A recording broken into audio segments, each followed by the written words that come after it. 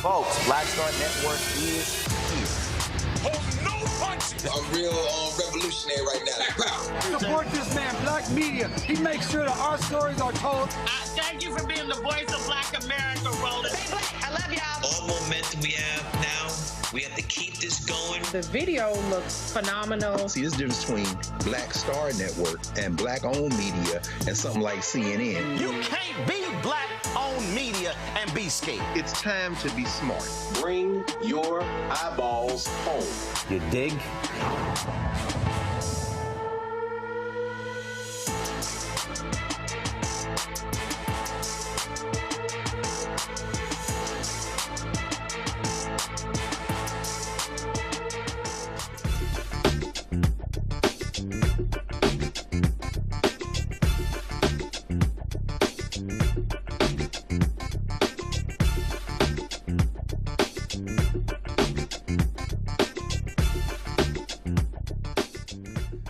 Today's Wednesday, February 25th, 2026, coming up on Roland Martin Unfiltered, streaming live on the Black Star Network. Lots of lies last night from Donald Trump and attacks on black people, on Somalians. He crowed about ending DEI. And of course, we had that scene on the floor where Congressman Al Green held a sign up targeting Donald Trump when it comes to calling black folks apes. Republicans try to snatch it out of his hand. Congressman Al Green joins us on the show. A lot of lies about criminal justice reform. We will have a fact check about what took place last night. Also on the show, the Idaho City Council has gotten rid of Juneteenth and reinstated Columbus Day. Also, folks, a white Hunter College professor is under fire for some racist comments she made about black students. And we continue our salute to Reverend Jesse Jackson Sr. We'll talk with Barbara Reynolds, who authored 2 books on Reverend Jackson. It is time to bring the funk on Roland Martin Unfiltered on the Black Star Network. Let's go. He's got whatever the miss, he's on it. Whatever it is, he's got the scoop, the fact, the find. And when it breaks, he's right on time and it's rolling. Best believe he's knowing. Putting it down from sports to news to politics. With entertainment just for kicks, he's rolling. Yeah, it's Uncle Roro, y'all. Yeah, it's Roland Martin. Rolling with Roland now. He's funky, he's fresh, he's real, the best. You know he's Roland Martin now.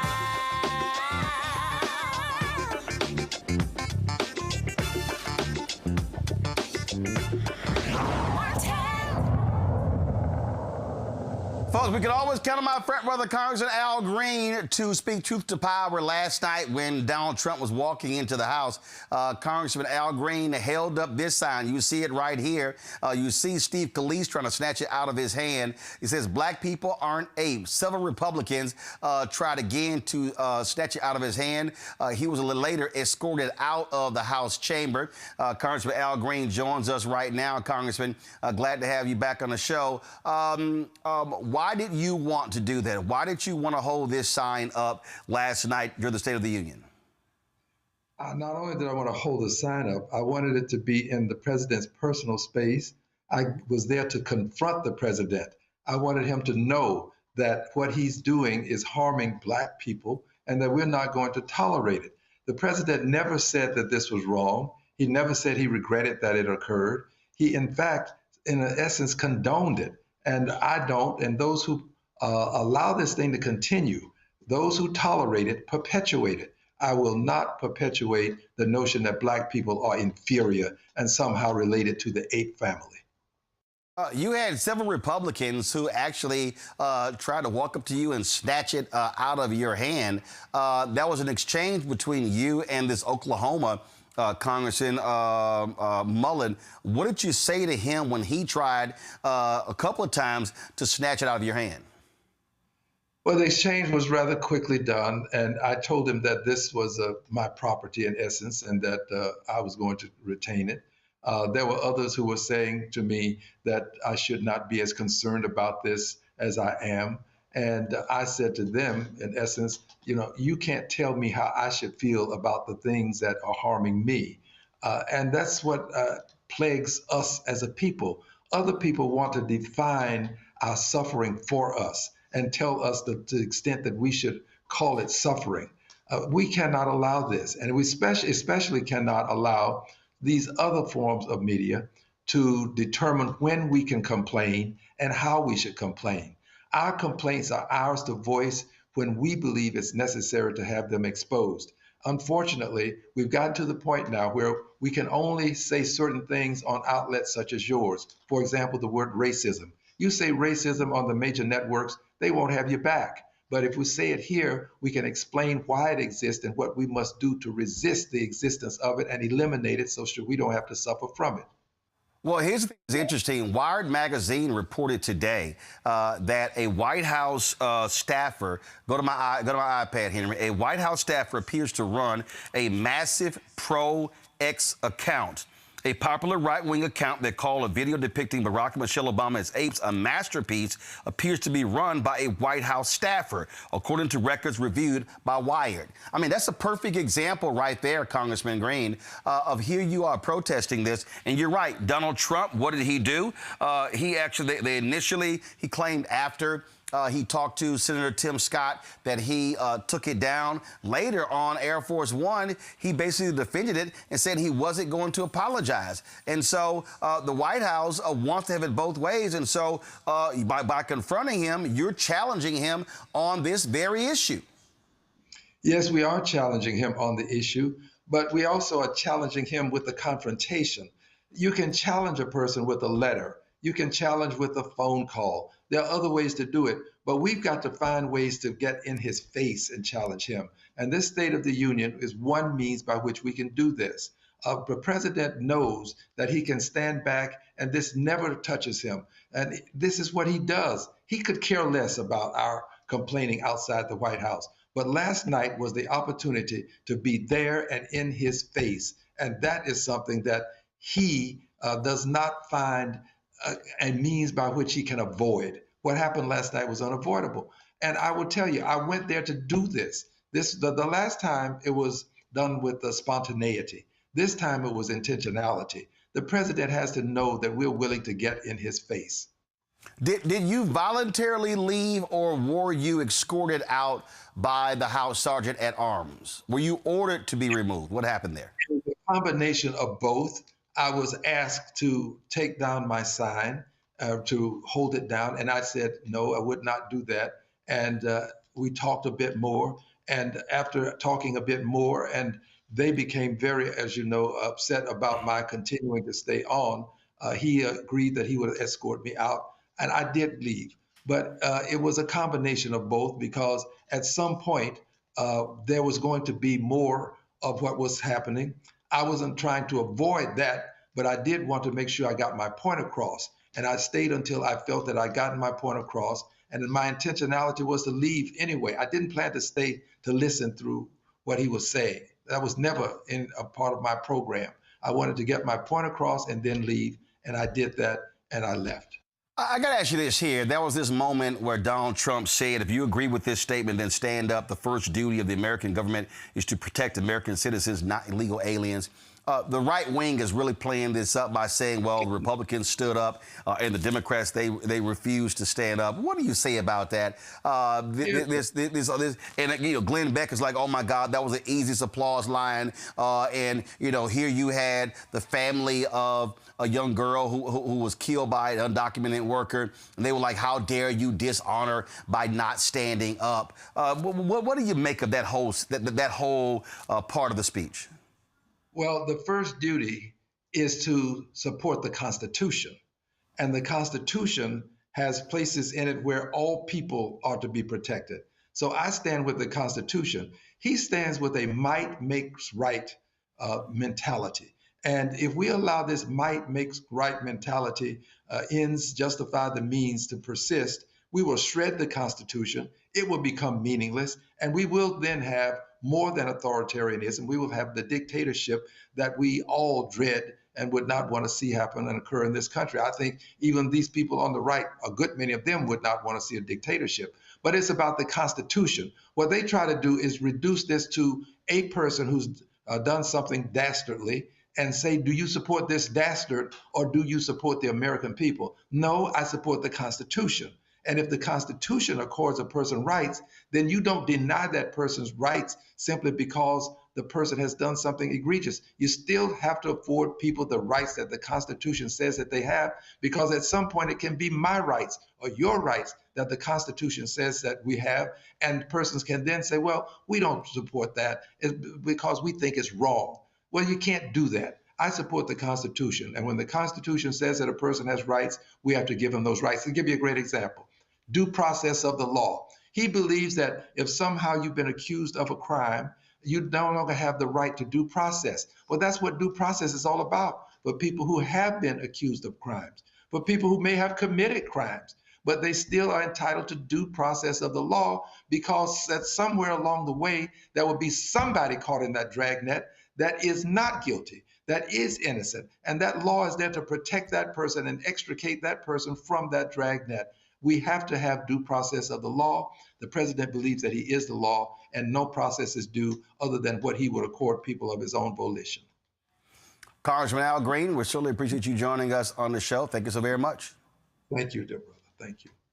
Folks, going to go to commercial break. We come back. Lots more to talk about from last night's speech. We'll also chat with our panel as well as we break down the state of our union and the massive amount of lies that we heard last night from Donald Trump at the State of the Union. You're watching Roland Martin Unfiltered right here on the Black Star Network. With medicine and science under attack, I want to keep you and your family informed and healthy. I'm Dr. Ebony Hilton, and I knew at the age of 8 that I wanted to be a doctor. So I studied hard and became the first African-American female anesthesiologist hired at the Medical University of South Carolina since its opening in 1824. And I always say I was made into a doctor, but I was born to be a mom. And as a new mom, wife, sister, daughter, and friend, I understand how frightening a medical crisis can be. I care for individuals on some of the worst days of their lives, and it's my mission to provide you with a safe space to gain clarity on issues affecting your mind, body, and soul. I recognize that there are health disparities, particularly as it pertains to race, and I want to help bridge the gap between you and your healthcare providers. Join me every Thursday for Second Opinion on the Black Star Network, where each week I'll invite experts from various medical fields to share the latest health news. We'll discuss topics such as the vaccine debate, mental and sexual health, medical bias, infertility, menopause, andropause, nutrition, and aging. Together with my medical colleagues, we aim to provide you with a second opinion. Don't miss it, Thursdays only on the Black Star Network.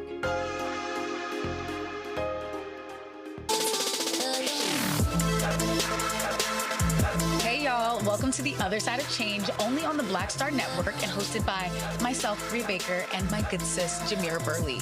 We are just two millennial women tackling everything at the intersection of politics, gender, and pop culture. And we don't just settle for commentary. This is about solution-driven dialogue to get us to the world as it could be and not just as it is. Watch us on the Black Star Network, so tune in to The Other Side of Change.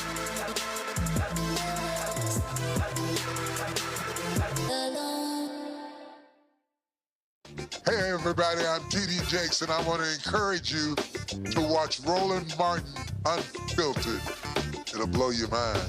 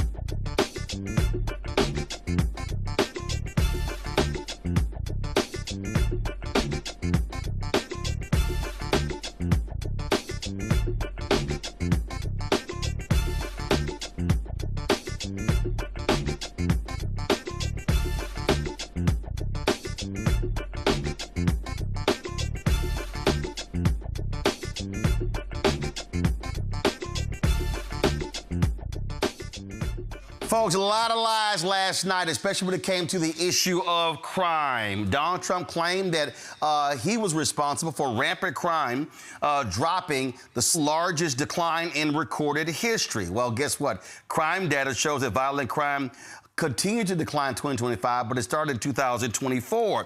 Actually, the trend began in 2022. Yeah. Here's some of the lies the twice-impeached, criminally convicted felon-in-chief said last night. I'm asking this Congress to pass tough legislation to ensure that violent and dangerous repeat offenders are put behind bars, and importantly, that they stay there. Starting last summer, I deployed our National Guard and federal law enforcement to restore law and order to our most dangerous cities, including Memphis, Tennessee, big success, New Orleans, Louisiana, big success, and our nation's capital itself, Washington, D.C., where we have almost no crime anymore in Washington, D.C. How did that happen?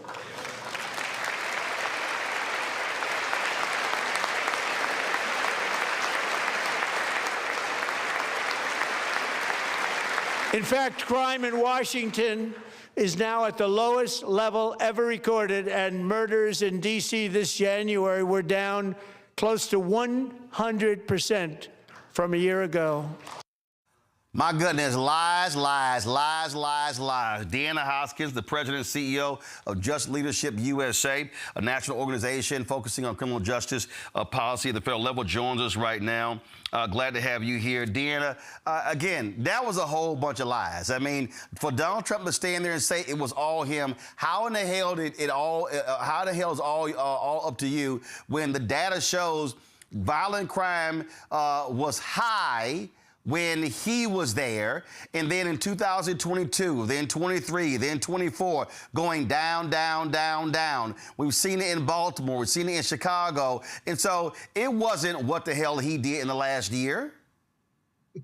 At all, Roland. Thank you for that. Thanks for having me on. But you're exactly right. It was the restoration of some of that funding to fund programs that were community-led by people with lived experience, violence reduction programs, prevention, intervention, economic mobility, and workforce. Those things were actually put in place once he left office, so we saw the crime. Those are contributors to crime. And again, he's trying to create the environment by pulling all of those resources and those fundings to actually create a rhetoric around the need for law and order. It's just a control mechanism. Yeah, and see, the problem that I have with all of this here, if you listen to Mayor Brandon Scott in Baltimore, you listen to Mayor Brandon Johnson in Chicago, they talk about how they were able to do that, and it wasn't all about cops on the street. And that's the problem. You cannot deal with crime just by saying, oh, we're going to send in more cops and National Guard. That ain't it. That's not how you reduce crime. It is not. And I think if you really listen to what he said, he kept tying public safety to locking more people up, deploying federal forces, and expanding law enforcement. We've already expanded incarceration through the 94 crime bill, which we actually started investing because it was causing more harms. Prisons and locking people up doesn't keep us safe. We have the data and the information to show that programming, investing in communities, supporting people to have economic mobility, workforce pipelines, healthcare, housing, actually are the things that actually move people away from a survival mode of crime. We're not saying people shouldn't be held accountable, but you're creating the environment that actually leads to those projects, those processes around criminality that you're actually trying to actually enforce. And all you, so last night, that was all about, I'm the tough guy, I'm the big, bad, tough guy, as opposed to what we call the soft aspects of reducing crime. Exactly. And also, Roland, if you be honest and you look at it, if you're creating the conditions, if you're actually changing housing laws that's restricting people to housing, if you're actually keeping the SNAP, TANF food benefits for felony conviction to keep food insecurity, you're pulling educational opportunities, you're pulling workforce opportunities, you're actually trying to create the environment to increase the crime, to justify the law enforcement going in. But let's also be honest. Expanding incarceration is profitable for those individuals who invest in private prisons and profiteering from incarceration. Absolutely. I want to bring in my panel right here to discuss this. Rebecca joins us. Rebecca Carruthers, President, CEO of Fair Election Center, joining us out of Washington, D.C. Joy Cheney of Joy Strategies, also from D.C. Brian Shapiro, talk show host, KSHP out of Las Vegas. Glad to have Brian as well. Glad to have all three of y'all here. Rebecca, the point here is, again, this is the games being played. And so Republicans and Donald Trump, what they want to do is, oh, I'm the big, bad, tough guy. And he wants to suck up all of the credit when the reality is he can't claim the credit. He's always trashing Baltimore and Chicago. So how are you going to trash Baltimore, Chicago, and other cities claiming credit for the hard work that they did to actually lower crime? But Roland, something to point out is some of his statistics, not only is it not incorrect, but then when the statistics have improved and trended in the right direction, like you said, it's not because of him or his policies. We saw this a few weeks ago when people saw San Francisco during the Super Bowl. It wasn't the hellhole that he had described all last year about San Francisco and Los Angeles and other places in California. So I think, you know, much like we discussed on the show last night, much of his speech is going to fall flat because it is flat. It's simply not true. And at this point, I think he's going to start to exhaust the American people because we're kind of tired of the bombastic rhetoric. Joy? I mean, he already has exhausted the American people. Look at his ratings, right? Both for last night, but also his ratings in terms of the popularity of his administration.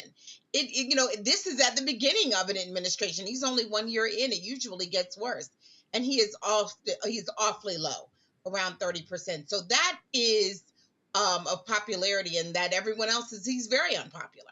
People generally take what he says to be a lie and to have engaged in hyperbole. Now, what we have to be careful about is not becoming desensitized to that, not normalizing it. He lies so often. There were fact checks all last night, untrue, half-true, not exactly, out of context, over and over, lies. In other words, is what they were saying. But we don't want to make sure that we are not becoming desensitized to it. And that's what the congressman, I think, was saying that was so important. We can't just send a letter. We can't just put out a fact check because people know he's a liar. We have to take it to him and show how inadequate he is in person, in real time. But absolutely, he's going to do everything that he can to take credit for the wins the Democrats had already begun working on. Mm-hmm. And then to, really to then take more credit than is actually due him, given the fact that the things that he's doing right now in a couple of years are going to have downsides for us.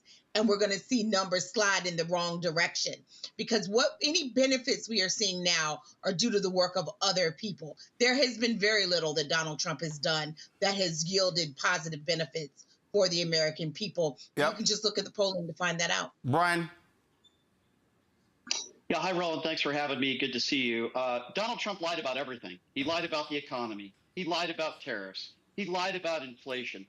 And what's worse than anything else here is that he uses victims of crime as an opportunity to go after brown people. He did it time and time again yesterday as if somehow that's sort of an excuse. And speaking about crime, there were 1,300 crimes that were reported in D.C. just last month. So again, when he says crime is down 100% in D.C., obviously that's also a blatant lie. And when I hear from MAGA Republicans, they're so upset that Democrats didn't stand up and they didn't start clapping during certain moments in the speech. Well, first of all, they have a right not to stand up. And second of all, Green has a right to do what he did and people have a right to be upset and angry. These phony Republicans getting in that room and standing up and clapping for literally every single word Donald Trump said. And the fact checking here, it's not an opinion. Literally, almost every other word out of his mouth is a lie. The entire speech yesterday was about attacking minorities, attacking migrants. And really, I think a poignant moment yesterday was when he bragged to the American people about taking people off of food assistance, 2.1 million people. And he bragged about that as if that's some sort of a good thing. And then every Republican stood up and started clapping. That is a perfect example, Roland, of the difference between Democrats and Republicans today. Republicans think it's a great thing when people are struggling, living paycheck to paycheck, to take government assistance away from them. Democrats disagree. And I just thought it was a disgusting display yesterday from start to finish. Also, did farmers come up at all? I don't quite think so. Deanna, what would you say to Democrats in this moment when it comes to the need for them to be advancing an agenda that, frankly, speaks to continuing the programs that cause crime to drop? That's what they should be talking about. Again, they should, Republicans always hit them on defund the police, but this is where they should be saying, no, the way that you, and because truth be told, defund the police was actually about shifting resources away from just law enforcement, but they should be reminding, say, folks, this is how crime dropped. It wasn't all about sending in, again, National Guard and sending in more cops. Right. Thank you, Roland. And you're exactly right. The narrative around defunding the police and talking about shifting those resources from that confinement, control, and punishment. And Democrats have to double down on the food insecurity. They have acts in the House already, the Restore Act, to remove the food ban around food insecurity that Brian talked about, the healthcare ban, the Medicaid that's actually being shifted, and people are getting ready to lose access to Medicaid. That's mental health. That's other healthcare services. The housing bills that are going through to limit people's ability of how long they could be on subsidized housing. That's going to move so many people back into homelessness, which actually is a part of the crime rate that we talk about when homeless people are homeless and hungry. Also, there's the unfair lending. There's the economic mobility. There are things that are on the floor for the Democrats to keep their foot on the pedal, to keep moving, that we can't move away from, because Brian said it. This is an attack on Black and brown people, and we cannot continue to build a social network for some of us. We have to build a nation for all of us around economic mobility and survival. And right now, we're just in a new rhetoric of control and power, and we're seeing it over and over again. Absolutely. Deanna Hoskins, we certainly appreciate it. Thanks a bunch. And folks with more information about your organization, where do they go? They can go to justleadership.org, JLUSA.org, and learn more about our organization and what we do, and actually working with some of us in some of our communities around pushing some of these agenda and supporting those communities. All right, we appreciate it. Thanks a lot. Thank you. Folks, after this break, Donald Trump lauds ending DEI, but isn't it interesting when Black Republican like Tim Scott goes on Fox News and how they trumpet the things they've done for Black people? I'm going to discuss that next right here on Roland Martin Unfiltered on the Black Star Network. Support the work that we do. Join our Bring the Funk fan club. Your dollars make it possible for us to do the work that we do. The goal is to get 20,000 of our fans contributing on average $50 each a year, which is $4.19 a month, 13 cents a day. That goes to support this show, the 5 other shows we have here on the Black Star Network as well. If you want to do so via Cash App, use a striped QR code. You see it right here. That's for credit cards as well. Checks and money order. Make it payable to Roland Martin Unfiltered, P.O. Box 57196, Washington, D.C. 2003. 7-0196. PayPal's R Martin Unfiltered, Venmo's RM Unfiltered, Zelle, Roland at RolandSMartin.com, Roland at RolandMartinUnfiltered.com. We'll be right back. I'm Brittany Noble, Midwest-born, HBCU educated with experience in newsrooms across the country. Well, I've teamed up with Roland Martin to bring to you The Breakdown. This isn't just news. It's our stories, our voice, our community. Join me for The Breakdown, Monday through Friday at midday, only on the Black Star Network. With medicine and science under attack, I want to keep you and your family informed and healthy. I'm Dr. Ebony Hilton, and I knew at the age of 8 that I wanted to be a doctor. So I studied hard and became the first African-American female anesthesiologist hired at the Medical University of South Carolina since its opening in 1824. And I always say I was made into a doctor, but I was born to be a mom. And as a new mom, wife, sister, daughter, and friend, I understand how frightening a medical crisis can be. I care for individuals on some of the worst days of their lives, and it's my mission to provide you with a safe space to gain clarity on issues affecting your mind, body, and soul. I recognize that there are health disparities, particularly as it pertains to race, and I want to help bridge the gap between you and your healthcare providers. Join me every Thursday for Second Opinion on the Black Star Network, where each week I'll invite experts from various medical fields to share the latest health news. We'll discuss topics such as the vaccine debate, mental and sexual health, medical bias, infertility, menopause, andropause, nutrition, and aging. Together with my medical colleagues, we aim to provide you with a second opinion. Don't miss it, Thursdays only on the Black Star Network. Pull up a chair, take your seat. The Black Tape with me, Dr. Greg Carr, here on the Black Star Network. Every week, we'll take a deeper dive into the world we're living in. Join the conversation only on the Black Star Network.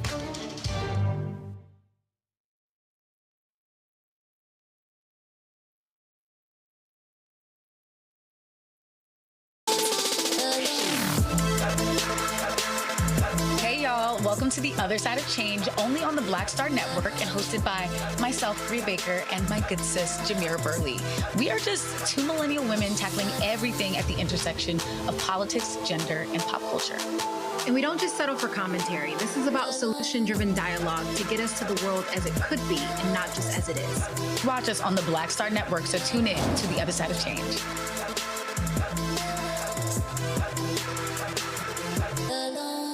How you doing? I'm Mark Curry, and you're watching the Black Star Network. That's why I got these glasses on, because that black star is bright.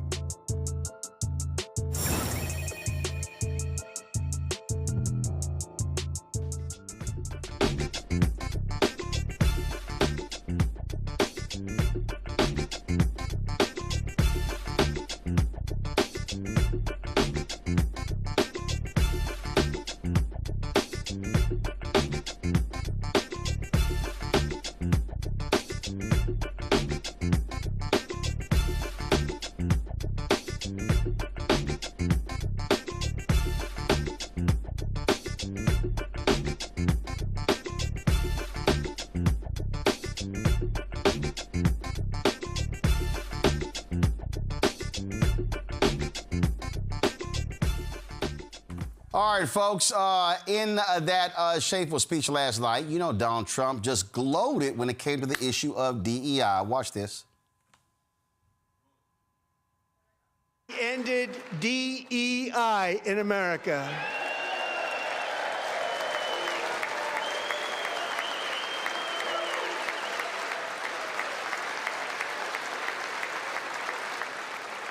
We cut a record number of job-killing regulations, and in 1 year, we have lifted 2.4 million Americans, a record, off of food stamps. All right, so he's praising ending DEI. What does it say when you got nearly all white people standing up on the Republican side touting that?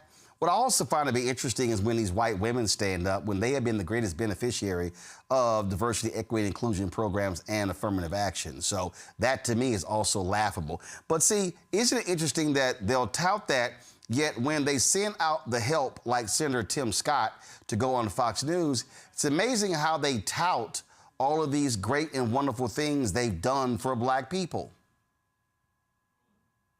We have a president who stands strong and tall for the black community in opportunity zones, the highest funding for HBCUs in the history of the country, the lowest unemployment rate ever, first time under 6%, fighting for rare blood diseases like sickle cell anemia. Lies, lies, lies, lies, lies. Tim Scott lying. Y'all. When they announced the opportunity zones, which also are not new, my God, Jack Kemp, when he was Secretary of HUD, talked about these things as well. Here's what's crazy, okay? I had a Baltimore pastor on the show who was at the White House when they announced opportunity zones. 6 months later, I had the same pastor on. He complained about how low-income people were not benefiting. Black people were not benefiting. I then reached out to the White House. This is the first time that Trump was in the Oval Office. I reached out to the White House and said, do y'all actually have a report, if you will, that can show me the impact of these opportunity zones? I'm still waiting for that report. I have asked repeatedly, can somebody show me actual data that speaks to opportunity zones and the actual impact they've had? Nobody seems to be able to show any of that data. So when Tim Scott talks about that, and then Trump, again, it's amazing how they love talking about what they do for black people, but he'll bring up opportunity zones, but they can't supply any data to back it up. Then Tim Scott lies by saying the most funding for HBCUs in history. That's a lie. It's not a small lie. It's a big-ass lie. It's a flat-out, undeniable lie. $17 billion went to HBCUs under Biden-Harris. Trump can't get close to that. And y'all notice, whenever they tout this, they never actually give a number. And then he goes, the lowest black unemployment rate. That's another lie. The black unemployment rate went under Biden-Harris, hit 4.2%, lower than what Trump did. So it's lie after lie after lie. But this is what they do. So they love touting, how we ended DEI. And see, all that is to make white people comfortable. Again, and we really talk about these folks in terms of what they hate. Okay, they've crafted this entire facade that, oh my God, white people are so hurt in America. They're losing so many opportunities. They're losing so many contracts. Do y'all realize that the federal government spends $700 billion a year on contracts? Do you know how much the DBE portion of that is? $37 billion. $37 billion. The total is $700 billion. So I guess what Trump is saying is it's unfair. We're not also getting the $37 billion.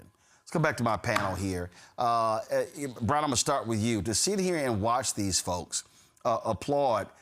I recall when Mike McCarthy complained about how white and how the Republican side at the State of the Union lacked diversity. I remember when that happened. I'm just going to be honest with you. I think when MAGA Republicans use the term DEI hire, in my personal opinion, that's code word for calling people the N-word. Oh, ain't just you, Brian. Ain't just you. We believe the same thing. Yeah, and let's be very clear. You want to know who the real DEI hires are? The buffoons that work for Donald Trump. Kristi Noem, what the hell are her qualifications for being in that position? I can go down the list. Robert F. Kennedy Jr. is another example. I can go down the list of people in the Pat Patel, of people in the Trump administration that are not qualified to be in those positions that they're in, and it's showing with what they're doing or what the lack of what they are doing.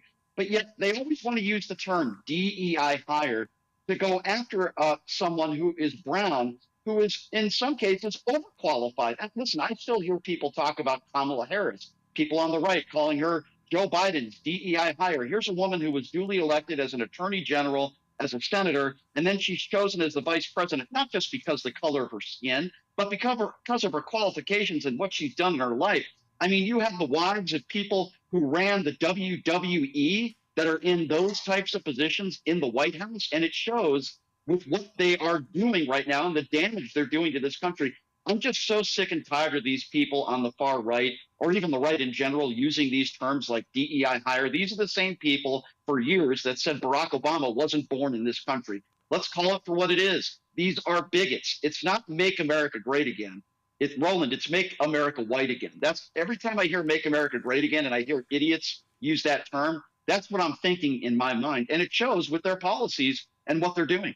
Yeah, you're absolutely right. You have folks like Tim Burchett and other Republicans Joy, who will sit here and they say, oh, Vice President Kamala Harris, DEI hire. Oh, Judge Ketanji Brown Jackson, DEI hire. It is very interesting. You're absolutely right, Brian, that what they want to use is the N-word. And so they will use that against everyone, which is beyond laughable. They try it. Oh, when these fools try it with me on social media.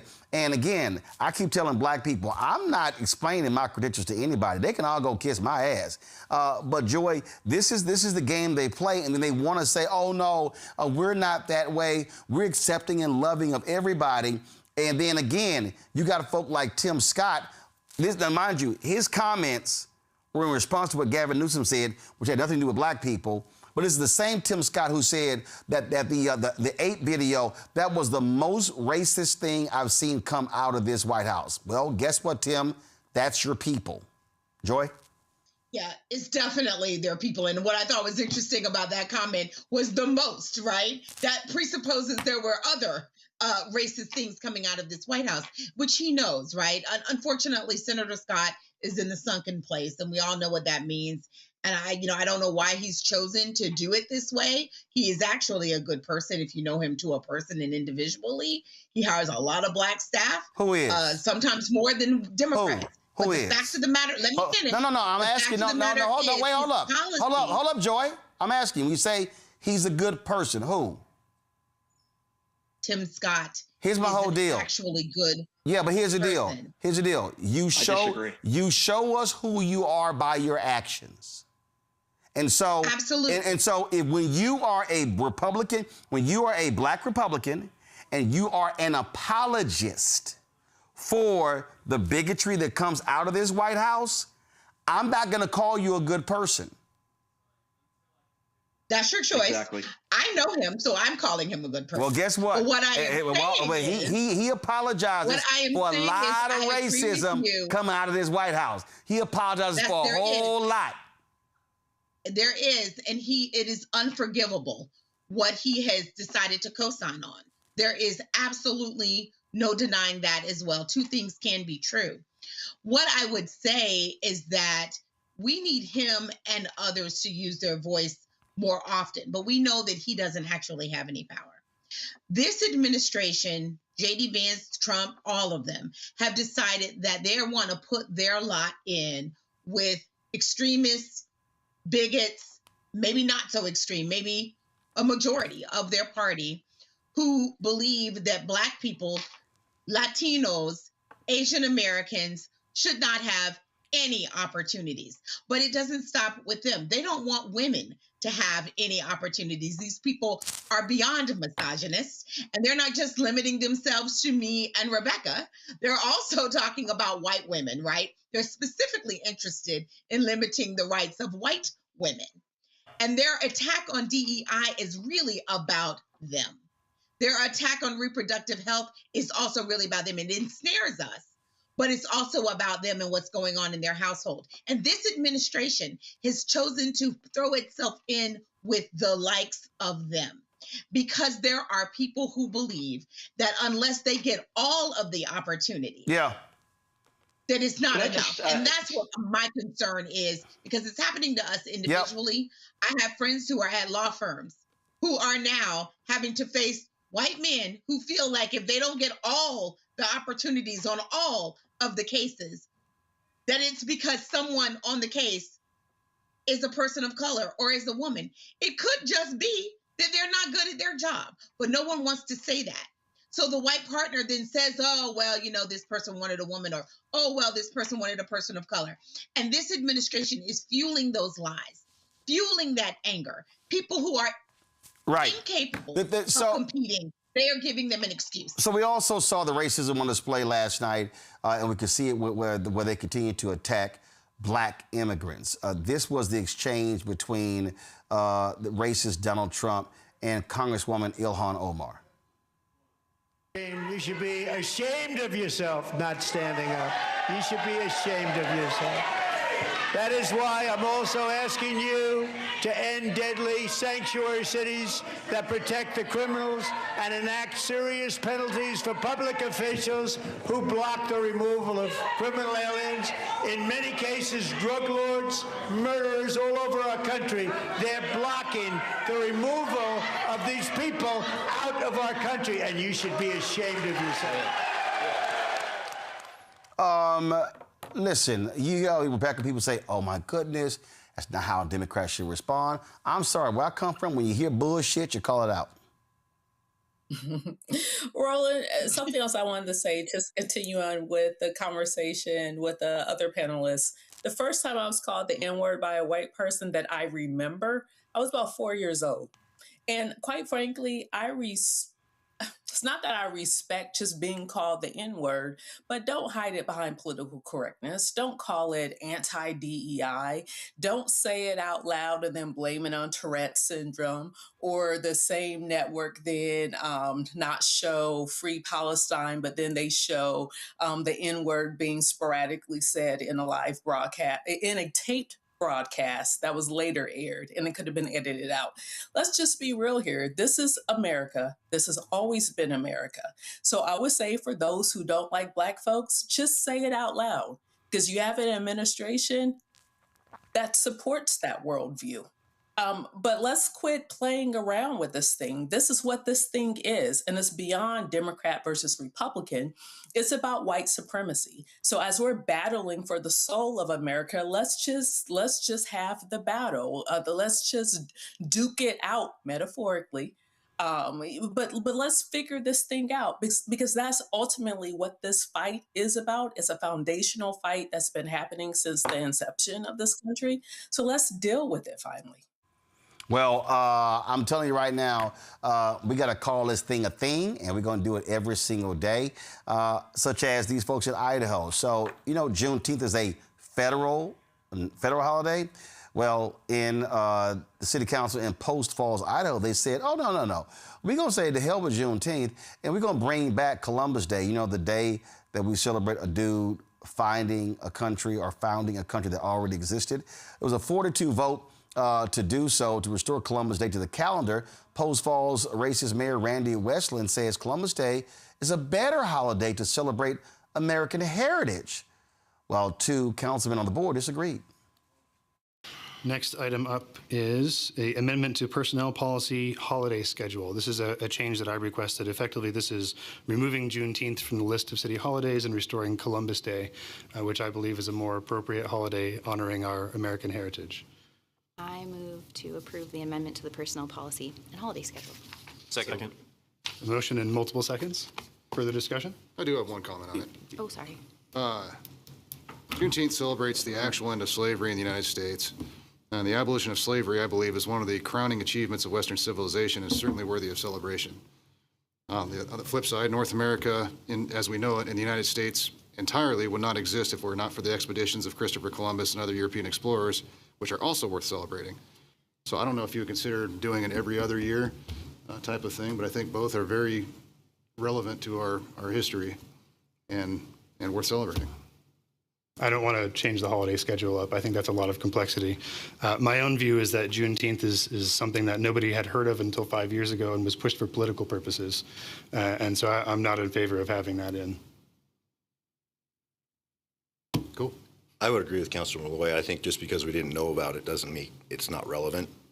I do think that I would completely echo Councilor Malloy's sentiments that the elimination of slavery, which was common worldwide up until the rise of Western civilization, and unfortunately is still very common today, is something that we should definitely celebrate and hang our hat on, and not something that just because we didn't know about or was more or was made less relevant doesn't make it relevant to today.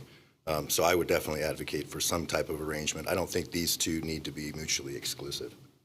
You got to be pretty much a dumbass, Randy Westland, say, well, we didn't know about this till about 5 years ago when, it had been celebrated in a lot of places. But again, we're talking about Idaho, which is the home of a lot of white supremacists, a lot of militias. So I can understand why he wouldn't quite understand Juneteenth. But it goes to show you their sheer ignorance. That's what it all says. Rebecca, you first. So Juneteenth, I mean, it's a little bit more complex than that. It wasn't the ending of slavery, because slavery still continued definitely through that season. And it was more like for the border. But fine, I'll let them have it at that level. What's interesting is listening for the last couple of weeks, a lot of this Eurocentric revisionist history of America. And even think about what Marco Rubio said last week in Munich. And he was talking about how the Great Plains was just so vast and empty and all the European settlers just showed up there to fill it up. I mean, this is more revisionist history, because even, stipulating that Juneteenth, let's say it did actually end slavery on that day.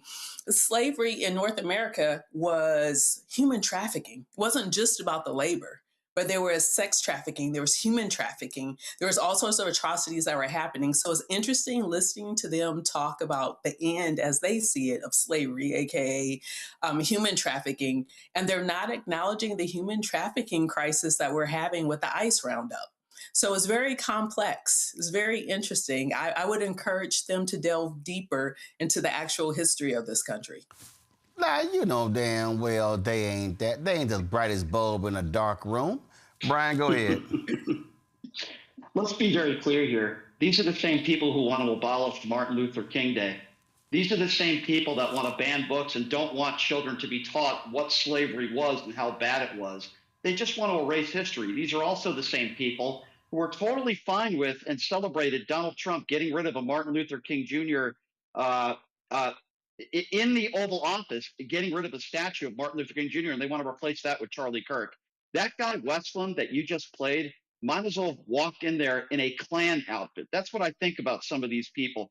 How did he even not know what Juneteenth was 5 years ago? How could you make a statement like that and be an elected official? I find it to be repulsive, embarrassing, and quite frankly, an embarrassment to white people that there are actually people out there that are elected officials that say things like that. I just think it's just gross. It's grotesque. And I've said this time and time again, Roland, I'm not saying everybody that voted for Donald Trump is racist, but I will say everybody that's racist has voted for Donald Trump. And I guarantee you that guy is a huge Donald Trump supporter. Joy? That is absolutely right. Not all racists, but every racist voted for him. Let me tell you what, this is also an indictment on the Idaho public school system. I mean, how could he have missed American history? And what bothers me is this retelling of world history, right? Well, slavery existed before. The transatlantic slave trade was unique in its perniciousness. And also, it's what is still having vestiges here in the United States. So it really doesn't matter what happened in other places around the world. This was the slave trade that we built our entire economy off of, which we are still building our entire economy off of. Let me just tell you, the new slaves, however, are poor white people, okay? That's what Donald Trump is setting up. I assure you, it's like Westland and even Malloy and all of them. Their constituents in Idaho, who the Trump administration has slotted for the low-paid, less educated labor, that it would like to do the grunt work of America and build its riches off of their back. That is the issue of the transatlantic slave trade. These dumb white folks are also the victims of it as well. That's what he doesn't know. That's what I know. But of course, I went to Harvard Law School. Well, I ain't go to Harvard Law School, and I still know these folk ain't the brightest bulb in a dark room. And I can guarantee y'all, when it comes to my travel around America, Post Falls, Idaho will never make the cut. Gotta go to a break. We come back. We're gonna talk about this Hunter College professor in New York. Let's just say she was stupid for some comments made on a hot mic regarding black kids and education. We're gonna talk about that and lots more in the second half of Roland Martin Unfiltered right here on the Black Star Network.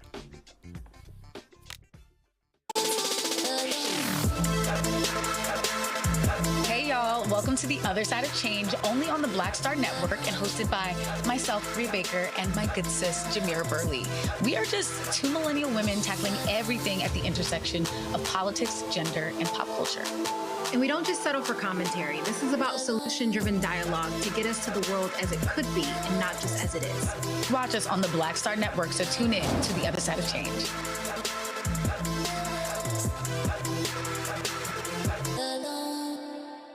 On a next, A Balanced Life with me, Dr. Jackie, a relationship that we have to have. We're often afraid of it and don't like to talk about it. That's right, we're talking about our relationship with money. And here's the thing, our relationship with money oftentimes determines whether we have it or not.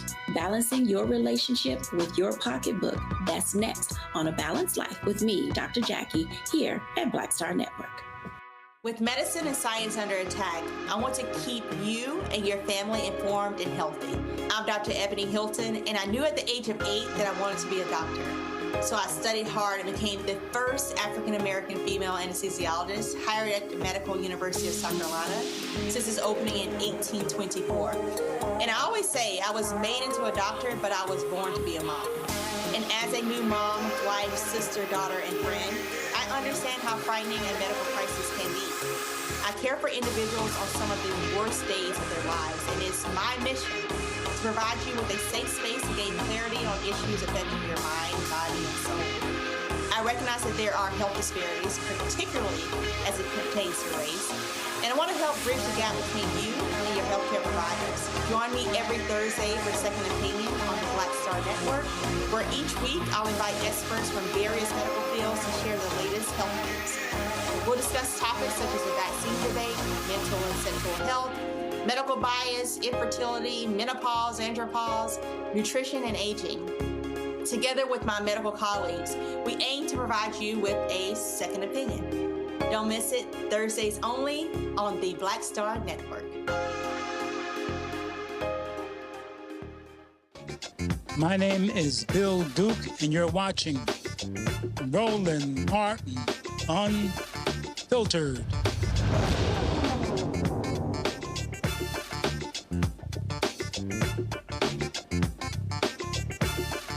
Not everybody who's a professor can be called smart. This includes associate biology professor Allison Friedman of Hunter College in New York. So there was a meeting on February 10th, the Community Education Council in New York's District 3. They were talking about education. She said this about 8th grade black students they were speaking about the potential shutdown of the school, and well, she decided to just pop off and say this. Mr. Goldman and 2 other students on Fridays. He delivers lessons and helps us fit those skills into our lessons. Black schools that like they're too dumb to know they're in a bad school. In our class. I mean, fuck. But apparently Martin Luther King said it. Like, if you train a black person well enough, they'll know to use the back. You don't have to tell them anymore. They just Allison Friedman, what you're saying is absolutely hearable here. You've got to stop.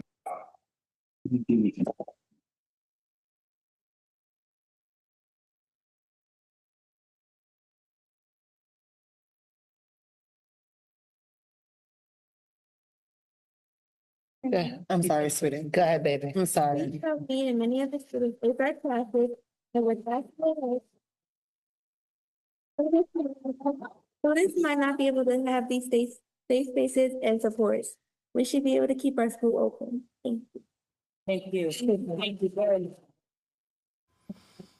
Friedman later addressed the backlash, saying she was attempting to explain systemic racism by referencing a historical example discussed earlier in the meeting, stemming from remarks made by District 3 Interim Acting Superintendent Reginald Higgins. Now, Higgins had quoted the historian and the father of Black history, Carter G. Woodson. Here's the actual quote. Carter G. Woodson said, "When you control a man's thinking, you do not have to worry about his actions. You do not have to tell him not to stand here or go yonder. He will find his proper place and will stay in it. You do not need to send him to the back door. He will go without being told. In fact, if there is no back door, he will cut one for his special benefit. His education makes it necessary." Now, although Freeman has since apologized, many students, parents, and school officials condemned her remarks and are calling for her to be fired. The New York City Board of Education released a statement. Board of Education in New York City, the statement said, New York City Public Schools does not tolerate discrimination. We take these matters very seriously, and the superintendent, as well as our Office of Family and Community Empowerment, are providing support to the district in response to this incident. Citywide and community education councils are independent bodies, and their meetings are intended to be respectful spaces for students, family, and staff, and we are dedicated to supporting them in upholding that expectation. The school's chancellor, Kamar Samuels, also said this: the comments made were abhorrent and have no place in our school communities. New York City Public Schools does not tolerate racism or discrimination of any kind, period. We take these matters very seriously, and the superintendent, as well as our Office of Family and Community Empowerment, are responding to this incident comprehensively. Okay. I'm just trying to understand, Rebecca, how she think folk were falling for the okie doke, but oh, no, I was really trying to explain, girl, stop. Stop.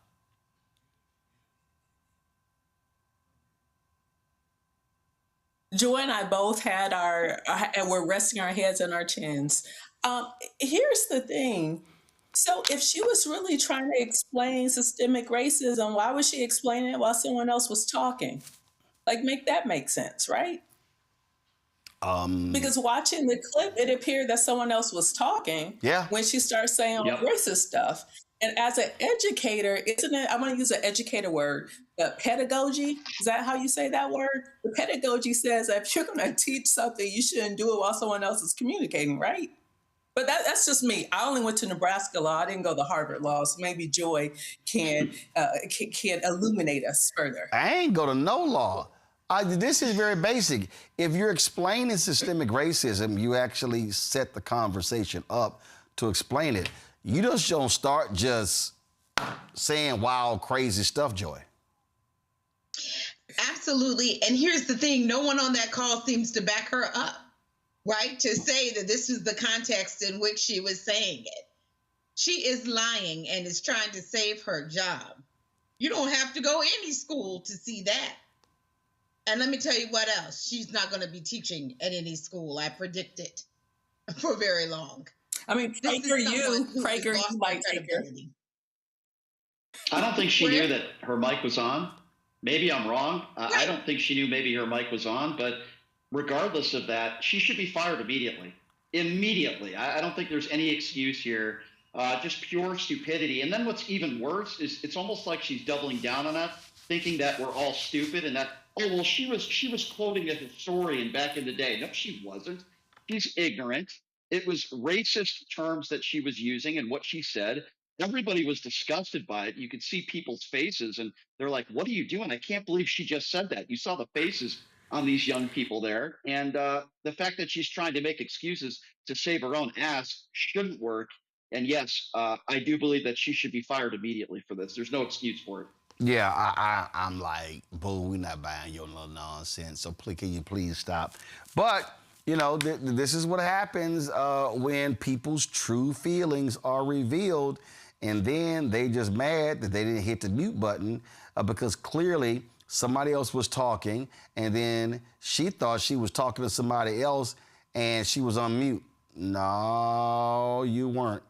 And now we know what... Roland, I was just going to say, you know, the sad part about it is I bet you there are students and there might even be colleagues who have had bad experiences with her, but they couldn't quite put their finger on it, right? They couldn't quite convince anybody that maybe she was racist or maybe she was, you know, a problem in someplace else. They ought to not only investigate her current comments, but make sure there haven't been any accusations against her, because oftentimes that's what we find, that the person, you know, they get caught. But then when we look back, there were plenty of signs that what they said publicly was always the way they felt. Yeah. Oh, yeah. And it's like, we're real clear. All right, folks, time for Black Star Network headlines with Brittany Noble. A Chicago police officer accused of violating the rights of Black drivers has been stripped of his badge.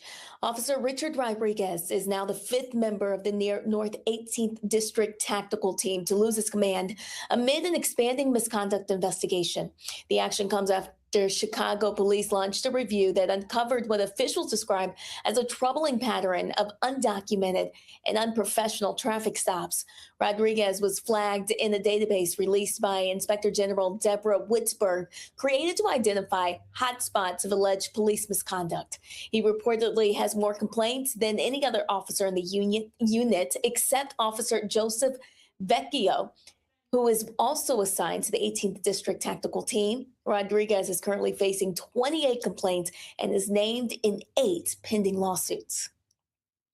Well, the Trump administration is weighing a new requirement that would force U.S. banks to verify the citizenship status of both current and future customers. According to sources who spoke to CNN, the potential move could come in the form of an executive order as part of the president's broader immigration crackdown. If implemented, banks could be required to request new documentation from customers, including passports or other records verifying U.S. citizenship. Well, a woman who claims to be attending service during a Minnesota church protest covered by former CNN anchor turned independent journalist Don Lemon last month is now suing him and other protesters. She claims she suffered from severe emotional distress as a result of the incident. Ann Doucette said she was attending a worship service at the city's church in St. Paul, Minnesota, January 18th, when she alleges Lemon and others unlawfully interfered with her ability to freely exercise her religion in a private place of worship. The demonstration was live streamed and held in the wake of Renee Good's death and was meant to confront the city's church pastor, David Easterwood, who is Minneapolis ICE official. Doucette is suing for an unspecified amount. Well, a new study published by professors from the Zucker School of Medicine at Hofstra Northwell says a major demographic shift is now underway in the United States. White births have fallen below 50% for the first time ever. The researcher calls it historic, saying minority women are now the majority. The study analyzed Centers for Disease Control and Prevention data on 33 million births in the United States, tracking trends by mother's race and ethnicity. It revealed white births at 49.6%, while all other groups taken together, including Hispanic, Black, and Asian, make up 50.4% of all births. Roland? All right. I want to deal with that because, Brian, I wrote when I did my book, White Fear, How the Browning of America is Making White Folks Lose Their Minds, I pointed to the white death rate in a number of states surpassing the white birth rate. And I remember when I saw that story, I think it was in Newsweek, a decade ago, I said, uh-oh, this thing is starting. And when we look at what's happening right now, there's no doubt in my mind the reaction that we're seeing from MAGA, what we're seeing from all of these folks, the attacks on DEI, is all because of this. And here's the biggest problem that I have. The biggest problem that I have, all these yahoos in mainstream media are completely ignoring it. They don't want to talk about it. They don't want to deal with it. They don't want to confront it. There have been individuals who are show hosts who I have been personally texting and emailing for years saying, y'all, this thing is happening. What are you talking about? And they want to talk about every other thing. It is as if even when we talk about identity politics, they want to act like whiteness is not an identity, is not part of identity politics. And it is. And I think one of the reasons why we are struggling to really understand what's going on is because mainstream media, and I'm talking ABC, NBC, CBS, Fox News, MSNBC, CNN, they do not want to have a real conversation. When you look at who's responding to what ICE is doing and how they're doing it, when we begin to talk about all these different attacks, the attacks on books, the banning of books, and we're not studying that, and also what's happening when it comes to elections, in terms of how they're trying to come up, oh no, now your driver's license is no longer good enough. Your real ID is no longer good enough. Now you got to have your passport or your original birth certificate. This is driven by this very issue. The Great Replacement Theory is driven by this here. And so Elon Musk, all he does is tweet about fertility rates. And what drives them crazy, and I've been saying, sorry, you can't blame black people, Latinos, and Asian Americans because white people stop having enough sex and stop having babies. Sorry, that's a white-on-white problem. Yep. It's funny because when you talk about gun control, all they want to talk about is black on black crime.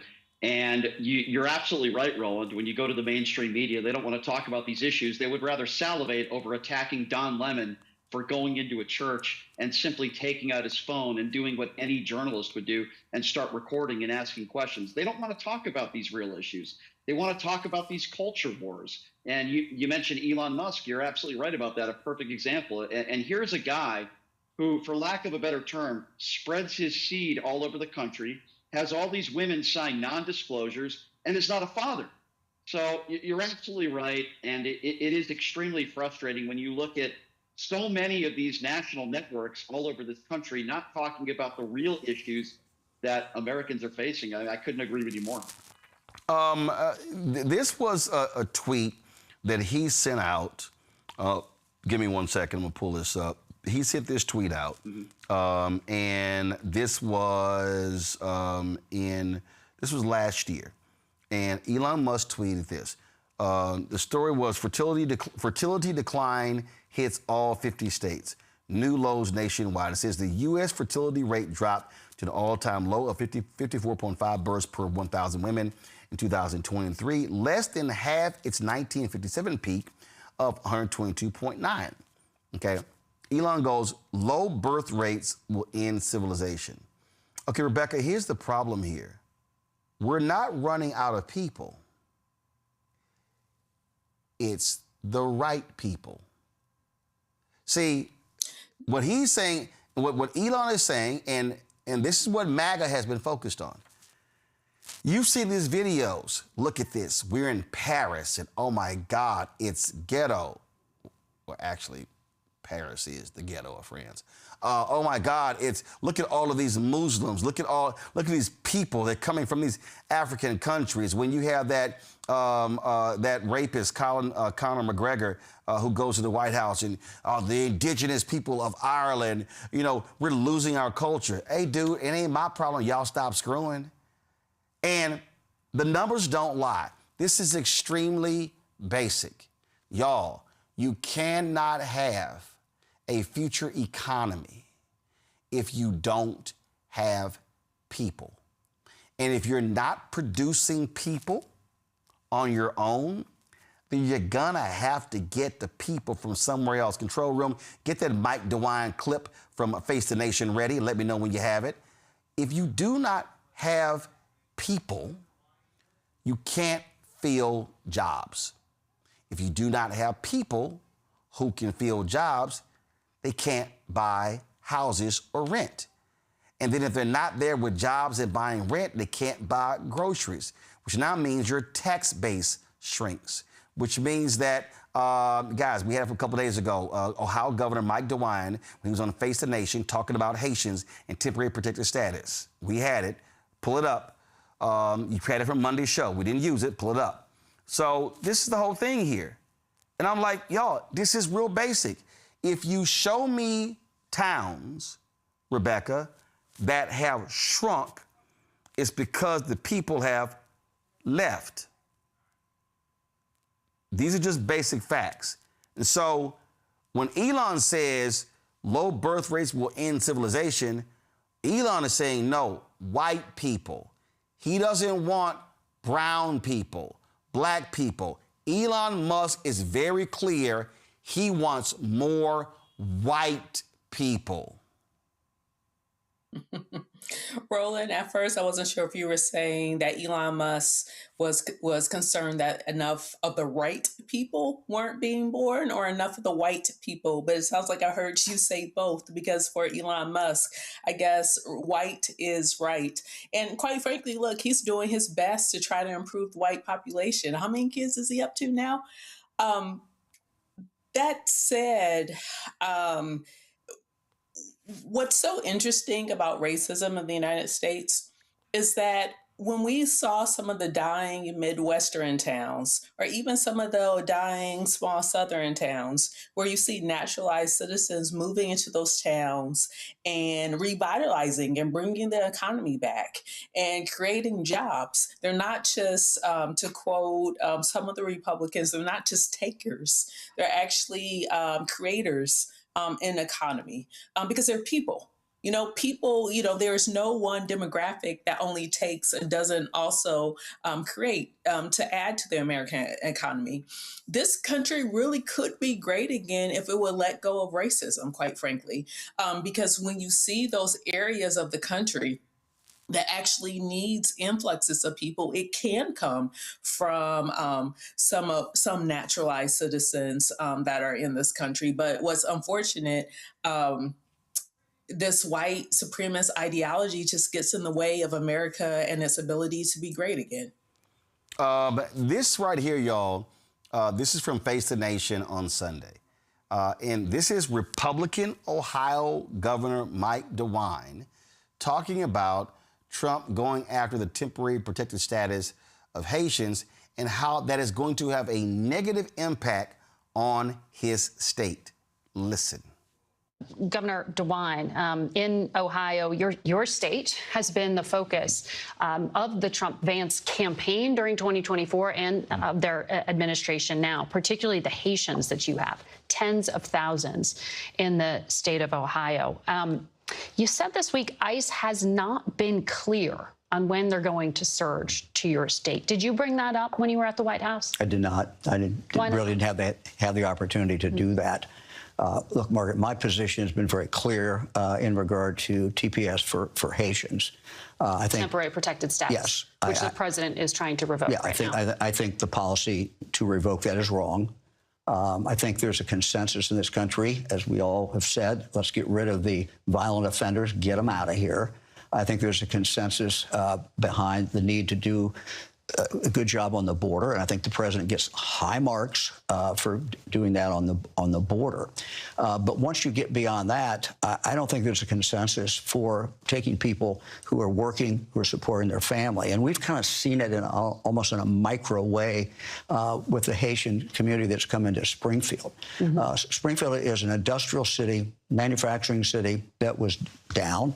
It has been coming back. And frankly, one of the reasons it's coming back is because of the Haitians who are working there. These are people who, if you talk to the employers, they were filling jobs that were not being able to be filled in any other way. So it's been a big boost to the economy. So if one day they know that TPS is taken away, no employer can hire them anymore. And so you got to have all these people who are unemployed. So I think the policy there is wrong. And if I could just say this, I think that this is a real opportunity for the president in regard to immigration, probably after the election, because nothing's going to get done before the midterms of 2026. That's right. I think the president has a chance to do something that no president has done for 4 decades. If you would take that opportunity, and I think after the election he'll have a chance. Joy, here's my whole point. Here you have a Republican governor says they filled jobs that could not be filled. We've run clips of one CEO who said, oh my God, these folks are amazing. He's like, they work hard, they get the job done. He said, we could not be doing the business we're doing without them. Okay, so wow, it sounds to me like that's the kind of folk you want in the United States. Oh, the haters, when Donald Trump and J.D. Vance were lying about they were eating cats and dogs, well, we also know what happened. There was a white woman whose pet was missing, who made that crap up, and then later came out and admitted that she lied, she was wrong. Oh, by the way, her pet was returned. And so what they've done is they have completely insulted thousands of Haitians, and then you have these racist white folks in Ohio. We don't want them here. Okay, guess what? Your little rinky-dink ass town is gonna die then. So you know what? Those companies that have those companies there, they're gonna be gone. Your tax base is now gonna be shattered. Springfield was losing population over 3 decades, and with the Haitians coming in, it was bringing their places back. This is no different than the Republican governor of Nebraska calling Trump saying, hey, can you slow down on all of these raids? Because I've lost 6% of my state GDP because we don't have folk to work these farms. And this is what these right-wing maggots refuse to acknowledge. They can't, they're like, oh, deport, deport, deport. Deport everyone. Get rid of everyone. Then it's like, oh, crap. Who's going to build houses? Who's going to work farms? Hey, slow down. Don't do that because now you're affecting my business. Well, y'all got to make up y'all damn mind. The reality is, if white people in America aren't having babies, you're not going to have a country 30 years from now. These are just some basic ass facts. And there's some black people. I've seen y'all, Roland sitting here, he's touting immigration. Y'all, this ain't hard. This ain't hard. Facts are facts. It's math. It's math. The math ain't mathin'. And the fact of the matter is, if you go and talk to anyone who's in one of these towns that are dying, a mayor, a county executive in they are happy to see people from other countries. Look at what happened to Afghan refugees, right? There were cities and states begging, like, please come here, relocate here, rebuild here, bring all your skills here. Anybody, there are people around the world who are saying, hey, if you are an American who wants to get away from America, come here. Everybody wants the best people. Only dying, dumb nations don't want the best people, and that's irrespective of race. Even Donald Trump and Elon Musk said, we're not hiring all you white folks for these jobs. So they want it both ways. But at the end of the day, they are trying to scare white people into saying that someone's taking something from them. Yep. But in reality, their inequity and their ineptitude has taken it from them. White women don't want to have babies with white men. That's the truth, right? That's what the statistics are showing, because some of them are so dysfunctional. They're on computer games and they don't know how to interact with real live girls, real live people. Well, and again, that's what's also happening here. And so what they need to do is focus on figuring out how we can make all of our people such that they are eligible, women and men, who people would want to have babies with. But also, and you don't do that by punishing other people. You do that by improving yourself. But also, I need us. We got to be really honest about what their desire is. This was one of those idiotic conversations on CNN.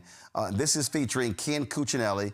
Was he Attorney General of Virginia or something like that? I don't know. He was, and then he worked for the Trump administration. I want you to listen to what he says, and I want you to listen to the words he uses.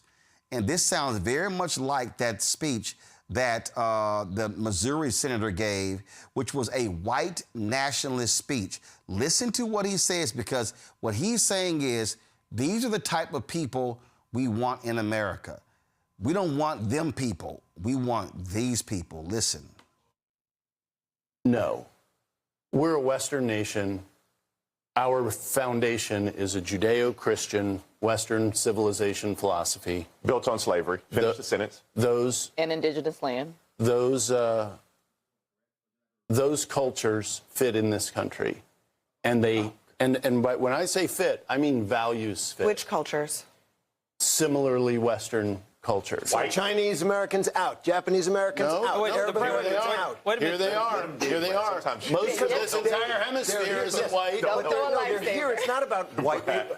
We have lost confidence. It seems the Republican Party. This is something that won't be confronted. The Republican Party seems to have lost faith in the revolutionary ideal of this country. That it doesn't matter the color of your skin or what country ever you color your hair. No, that is not true. Our that is not ideals true. make American. But a country like Somalia or Syria or Afghanistan, you cannot vet individuals coming from those countries. You cannot do it. So hold on. Can't be done. You just and so I land in the place of favoring You're shifting it now, because you were saying before that it was about.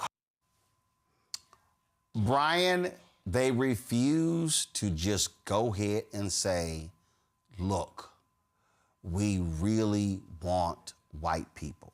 So they use the phrases, oh no, our foundation is a Judeo-Christian Western civilization philosophy.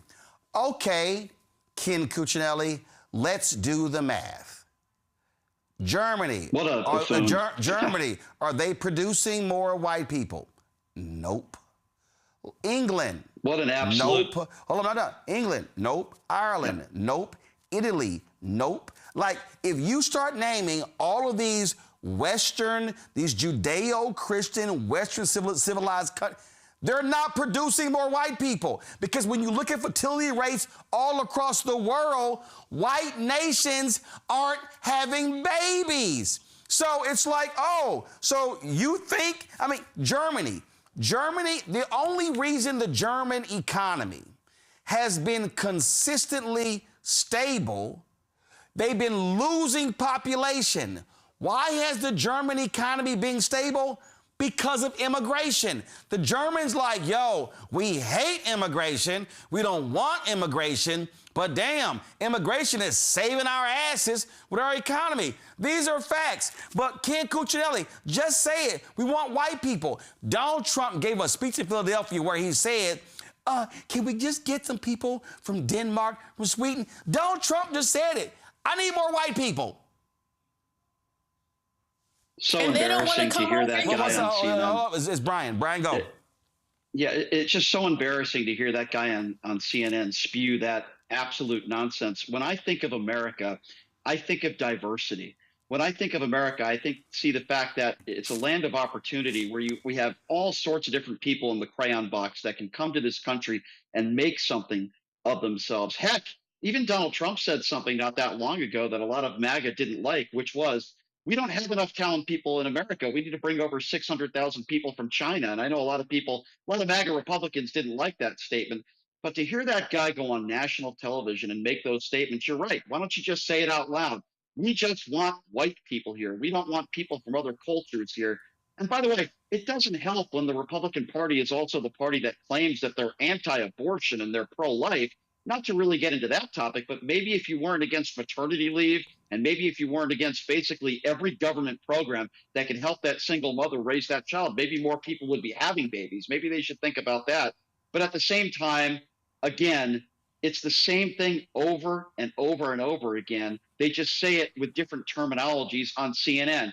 Ken on CNN basically saying to the world, we don't want colored people in this country. We don't want people from different cultures here. This is founded from white people. We want white, which, by the way, anybody who could pass a third grade civics test would tell you that's not true history lesson. It's just not true. And it's embarrassing to me as a white person to hear somebody like that say those things. And most reasonable people that are not bigots would obviously disagree with that. And I'm glad he got burned on that CNN panel. And I'm not surprised that at one point he worked in the Trump administration either. Those are the kinds of people that Donald Trump wants working in his administration, the Stephen Miller types and people like that. Well, listen, after the 2016 election, when all it was, we have to listen to these people. We have to go to middle America. I mean, you had, what's his name? The film, Michael Moore on MSNBC. I grew up in this place. We've got to listen to them. And I was like, no, we don't. Like, we already know what this is all about. This right here was a report from PRI in The Atlantic. And it said, beyond economics, fears of cultural displacement push the white working class to Trump. And right here, in their executive summary, this is what they said.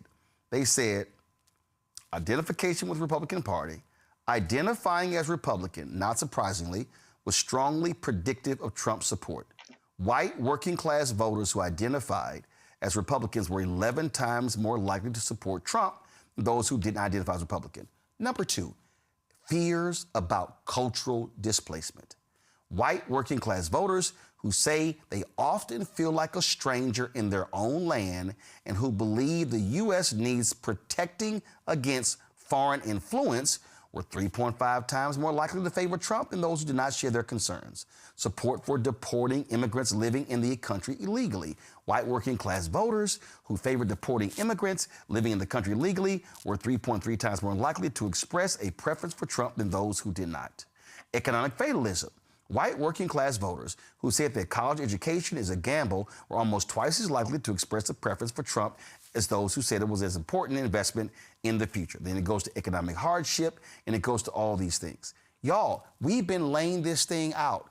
Donald Trump when he came down that escalator in 2015, he has been pressing the buttons of white fear. And the reality is, whether you are talking about, and that's why you have a fight going on between the Silicon Valley class, the crypto bros who have been funding, who also start funding Trump, and then when Charlie Kirk and others were like, hey, what's going on? Because they wanted those special visas to bring folks in. And then these white natalists were like, oh, no, we have the people right here in our own country. And then even Trump says, as one of y'all just said, Trump like, no, we don't. We ain't got them. They're not here. We kind of like need them. And so I need people to understand, okay, this is why mainstream media keeps screwing it up, because they don't want to have the real conversation. They don't want to call a thing a thing. They don't want to be honest about white America. They don't want to be, they don't want to put it out there on the table. So, well, we can sort of like dance around it and we can like, no. And I'm telling y'all, I've talked to these anchors, and it's like, and I said it, in my book, White Fear, the problem with mainstream media is that these same white producers and these same white executives don't want to confront the reality, and so they want to come up with every other term, every other possible thing to describe it as opposed to what it is. The real thing is the Republican Party today is advancing an agenda of, oh my God, us white people are going to be out of power. And let's be real honest. There are black people who are saying, oh no, we're going to lose our power if these Latinos keep coming in here. We're losing our stuff, without realizing that 10% of the black population in America right now are black immigrants.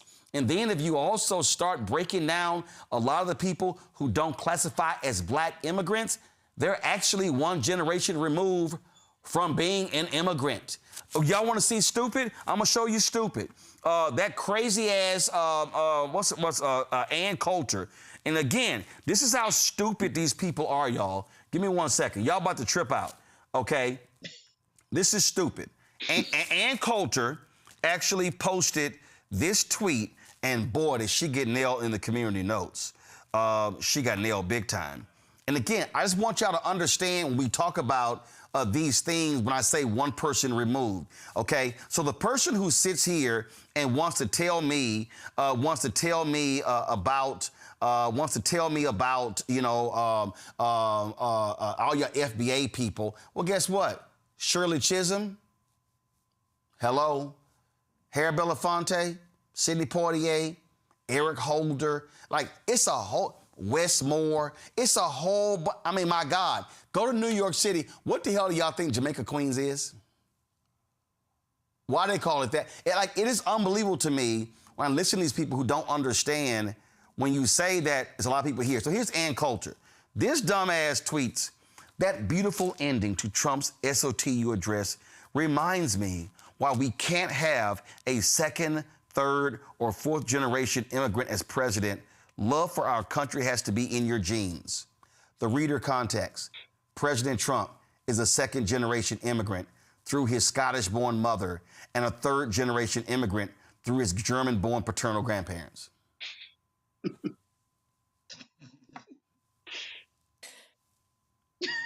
What an idiot. What an idiot. Who's married to an immigrant. But Roland. Right. Who's married to an immigrant and who's in the Epstein files. And whose first wife was an immigrant. Whose son is the son of an immigrant, Barron. Rebecca, go ahead. So it's interesting talking about Middle America, because listening to Cusinelli, that's an Italian surname, and being from Middle America, historically, Italians and Irish weren't treated as white people when they got to this country. It's one, just, a little Black history. Like when you think about all the Italians that were forced to live in Mississippi and in Louisiana, it's one reason why in the Midwest, when you have the folks who moved up north during the Great Northern Migration from Mississippi into like some of the northern cities, it's the reason why if you go in the Midwest and you have a fish fry, there's usually the side that's served with that fish fry is spaghetti. The reason why is because when the Italian immigrants lived in Mississippi, spaghetti was cheap food. And so catfish is cheap food. And so Italians, because they weren't treated as white folks in this country, they were made to live in the segregated areas near Black folks. And so you can see some of the combinations in food and culture, which actually shows the migration patterns within the United States that was tied to what? Racism and white racism. So it's really interesting that Ken, can I call him Ken? That he seems to forget the history of his own people in this country and how they weren't white. It wasn't until after World War II when we saw the increase in propaganda of showing this is what Americanism is. So we started to see the Leave It to Beaver and all those sitcoms in the 50s and 60s showing this is Americana. And it was very waspy.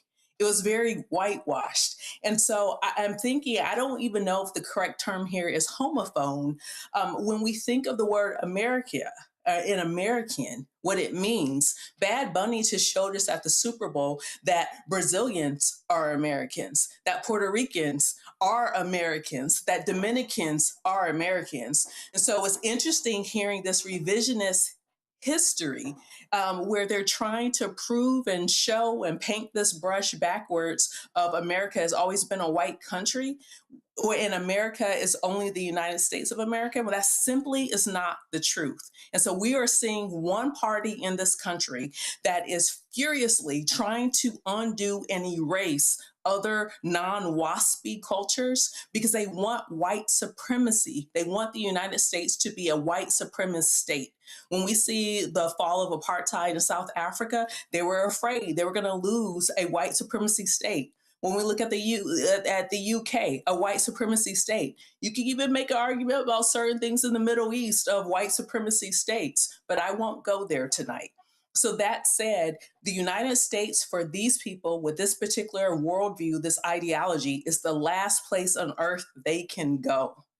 Yeah. And that's what this fight is. And so people just need to understand, I need our people to understand what is being played here. And when they begin to have these conversations, I'll make this last point. When I see somebody Black go, well, they're going to be displacing us. I'm going to say this again. When you're voting at 38 and 40% of your capacity, you're actually self-sabotaging. You're self-sabotaging. When I see these stories, they're like, oh my goodness, the Black population of New York City is decreasing. It's not what it was when David Dinkins was there. Yeah, because when you basically destroy what were middle-class jobs, people are going to leave and go places. What also people don't understand is that there's been a reverse migration happening in the last 20 years. But also understand what the reverse migration is also about. There are a lot of Black people who are leaving places because they also want to go where they want to go home, where their family members are. I mean, the reality is there are people who are leaving New York City, who are leaving Chicago. Chicago used to be number 2 in America of the most number of African Americans. New York City was number 1, 3.5 million. Chicago was 2. Chicago got surpassed by Atlanta. So when you start talking about people leaving Chicago, there are a multitude of reasons why. And so there were economic reasons why Black people were leaving the South to go north. They were also running away from the KKK.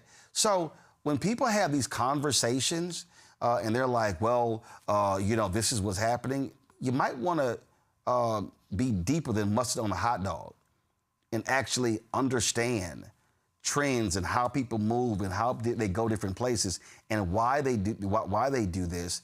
Economics is a huge part of this as well. Weather is a huge part of this. Yeah, I lived in Chicago 6 years. Ain't no way in hell I would want to go live in Chicago again. except for 5 months out of the year. It's too damn cold. And I could add the entire Midwest. I ain't trying to freeze my ass off. Like y'all, like people act like this stuff is not real. Also, last point you ever heard me make on this show, China. China instituted a one-child rule because they said we're about to be overpopulated. The Chinese were doing bad math. Well, they forgot, in 30 years, the people who were 60 will be 90. They'll be passing away. China went, oh shit. Hey y'all, it's now a two-child rule. Too late. Remember I told y'all this is an economic thing? Do all y'all remember the movie Rising Sun? Everything like China is going to, America was freaking out. Every American politician, China is going to surpass the United States. Oh my God, they're going to be the world's economic leader. No longer will the dollar be down, it's going to be the yen. The American economy is $30 trillion. The Chinese economy is $19 trillion.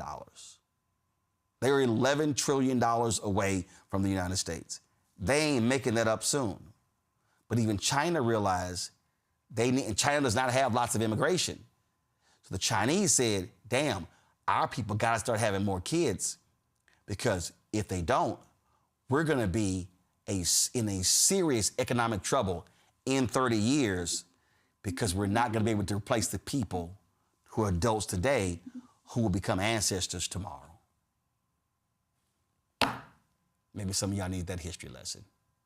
Got to go to a break. We come back. We're going to talk with pastor out of Detroit, New Reverend Jesse Jackson Sr. very well, including a journalist, Barbara Reynolds, who authored 2 books on Reverend Jackson as well. Lots to talk about, y'all.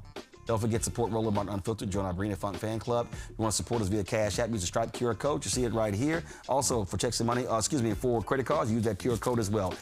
Checks and money order, make it payable to Roland Martin Unfiltered. P.O. Box 57196, Washington, D.C. 20037 0196. PayPal's R Martin Unfiltered, Venmo RM Unfiltered, Zelle, Roland at RolandSMartin.com, Roland at RolandMartinUnfiltered.com. We'll be right back. With medicine and science under attack, I want to keep you and your family informed and healthy.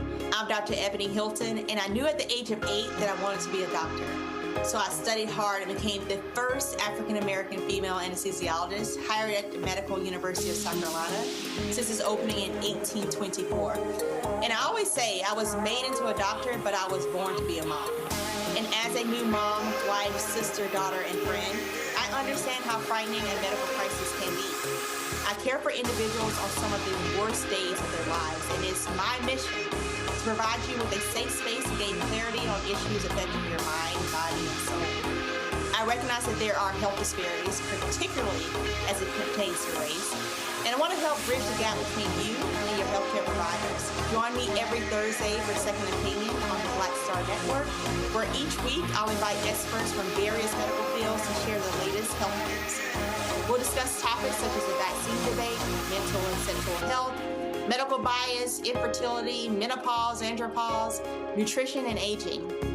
Together with my medical colleagues, we aim to provide you with a second opinion. Don't miss it, Thursdays only on the Black Star Network.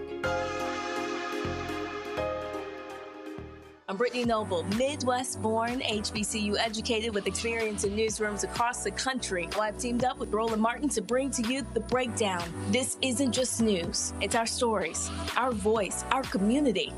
Join me for The Breakdown, Monday through Friday at midday, only on the Black Star Network. If in this country right now, you have people get up in the morning and the only thing they can think about is how many people they can hurt, and they got the power, that's the time for mourning. For better or worse, what makes America special, it's that legal system that's supposed to protect minorities from the tyranny of the majority. We are at a point of a moral emergency. We must raise a voice of outrage. We must raise a voice of compassion. And we must raise a voice of unity. We are not in a crisis of party versus party. We are in a crisis of civilization, a human rights crisis, and a crisis of democracy itself. And guess what? You've been chosen to make sure that those that would destroy, those that would hate, don't have the final say, and they don't ultimately win. Hey y'all, welcome to The Other Side of Change, only on the Black Star Network and hosted by myself, Bree Baker, and my good sis, Jameer Burley. We are just two millennial women tackling everything at the intersection of politics, gender, and pop culture. And we don't just settle for commentary. This is about solution-driven dialogue to get us to the world as it could be and not just as it is. Watch us on the Black Star Network, so tune in to The Other Side of Change.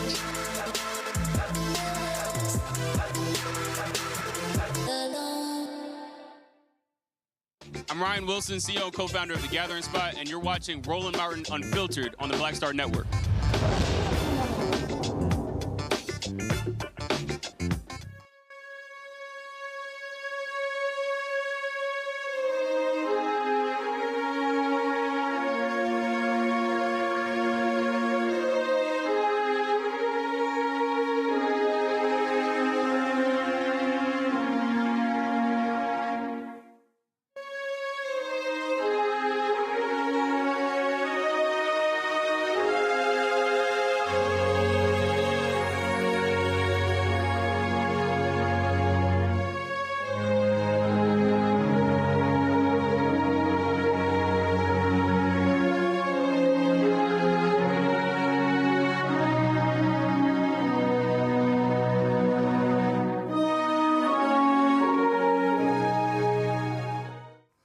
Folks, the funeral services of Reverend Jackson Sr. continue to be firmed up. He will lie in state beginning tomorrow at Rainbow Push headquarters in Chicago. That'll be tomorrow and Friday.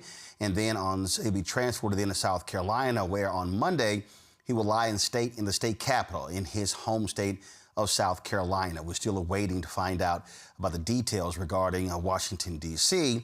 But then, of course, next week, he'll be lying in state Thursday in Chicago. And then on Friday, there'll be the public celebration of his life taking place at the House of Hope in Chicago on Friday. And then on Saturday, a private funeral at Rainbow Push. A couple of folks who never knew Reverend Jackson quite well. Reverend Horace Sheffield III, CEO of the Detroit Association of Black Organizations. He joins us right now. Also, Barbara Reynolds. She authored 2 books about Reverend Jackson. Jesse Jackson, the Man, the Movement, and the Myth. And Jesse Jackson, America's David. Glad to have both of you here. I'm going to start with you, Reverend Sheffield. You knew him well. Your father knew him well. He was a significant presence there in Detroit. Just share your thoughts and reflections about his life and legacy. Sure. And by the way, I'm joined by Russell Tompkins, the voice of the Stylistics. He's doing a concert in the very place that you came and packed the house. Knew Jesse. By the way, I'm glad to be on with Sister. I read her book. My dad and Jesse knew each other from the days that he first came into the movement. I think I met him when I was around 10 years of age. It's no secret that many of the older heads clashed with him. And as I've said on several other interviews, my dad and I had robust conversations because I related to Jesse. I knew Dr. King. I knew all of those people personally. But his afro and his demeanor, his way of presenting things was very appealing to me. I did embrace nonviolence, but I also felt that Jesse had a way of communicating with folks that, maybe Dr. King and other folks couldn't. Listen, he was there were battles there in Detroit, picket lines. He was there, and he also was extremely close with Detroit Mayor Coleman Young. Yeah, well, the UAW was, very invested in the SCLC and the movement. And if you don't mind, by the way, Russell wanted to say a word about Jesse as well. Go ahead. Yeah, go ahead, Russell. Yeah, I spent a lot of time with him in Chicago because I worked there a lot in the 1970s. And on Saturday night, I would work in the clubs in Chicago, and then on Sunday morning, I would go to church with the Reverend. And he knew how to ask for some money, I can tell you that. well, as we always say, freedom ain't free. You're right. No, it's not free at all. And Roland, I hate to do this, but I got to introduce him for the show. I thought it was going to be on 7:30. It's all good. But let me just say this one thing, and I think that even Barbara, Miss Reynolds, whose book, I know didn't sit well initially, but look, Jesse, for whatever he was worth, love him or don't, like him was an iconic figure who is a little salt that, or a little yeast to leaven the whole loaf. I mean, there's unquestionably, just think about proportional delegation in running for president of the United States in the Democratic Party. I mean, that is the reason Obama is president. And so we've got to give our kudos to him. There may be some issues that people have with him, but my dad always said, do you judge a person's life by one event or that one event by his whole life? And I do the latter, not the former. All right, gentlemen, I certainly appreciate y'all joining us. Thank you so very much. Thank you. Barbara, I want to go to you. Reverend Sheffield brought it up. Listen, you wrote a couple of books on Reverend Jackson. When you wrote one of those books, a lot of folks were not happy. But again, you are a journalist. You had to write a book based upon the facts, what you saw, what your reporting showed. And the reality is no one is perfect. No one is infallible. So just take us through again, your reporting and what you saw, what you understood, and what you experienced when we're talking about this international iconic figure. Well, let me start where I started. In the 70s, I arrived in Chicago at the same time that he was arriving and starting Operation Push. In fact, I was his neighbor. I was 5 blocks away, and I used to go to his house and interview him and talk with Jackie and pick up Jesse Jr. And I was in a peculiar situation because I was one of the first Black reporters for the Chicago Tribune. And they told me from the very get-go that I was a token. And they told me that they had never seen a Black woman could write and report. Now here's Jesse Jackson, who's telling us, you are somebody. You may be poor, you may be locked up, but you're somebody. So I'm here looking at, this is what the white people are saying, I'm not nothing, but this is what this Black man is saying, that we're all somebody. So I became very close to him. In fact, his wife took me the first trip to Africa, and I began to be with him as he made major decisions. And it was quite iconic because when I arrived in Chicago, I was told that he was the new king. And so not saying, well, I don't know, I covered him as the new king. When you go to Breadbasket, they would make all kinds of statements about, here's the man who is the new king, Operation Push, the new king. And the reason I covered Push was because on Saturdays, nobody really wanted to work on Saturdays, but I did, and I began to see something extraordinary. First of all, we have to put our minds on what did he do in Chicago, because King left the Northern movement in his hands, and at that time, Mayor Daley had an extremely effective patronage system that locked Black people out. And Blacks were not getting good jobs. They were putting inferior meat in the stores.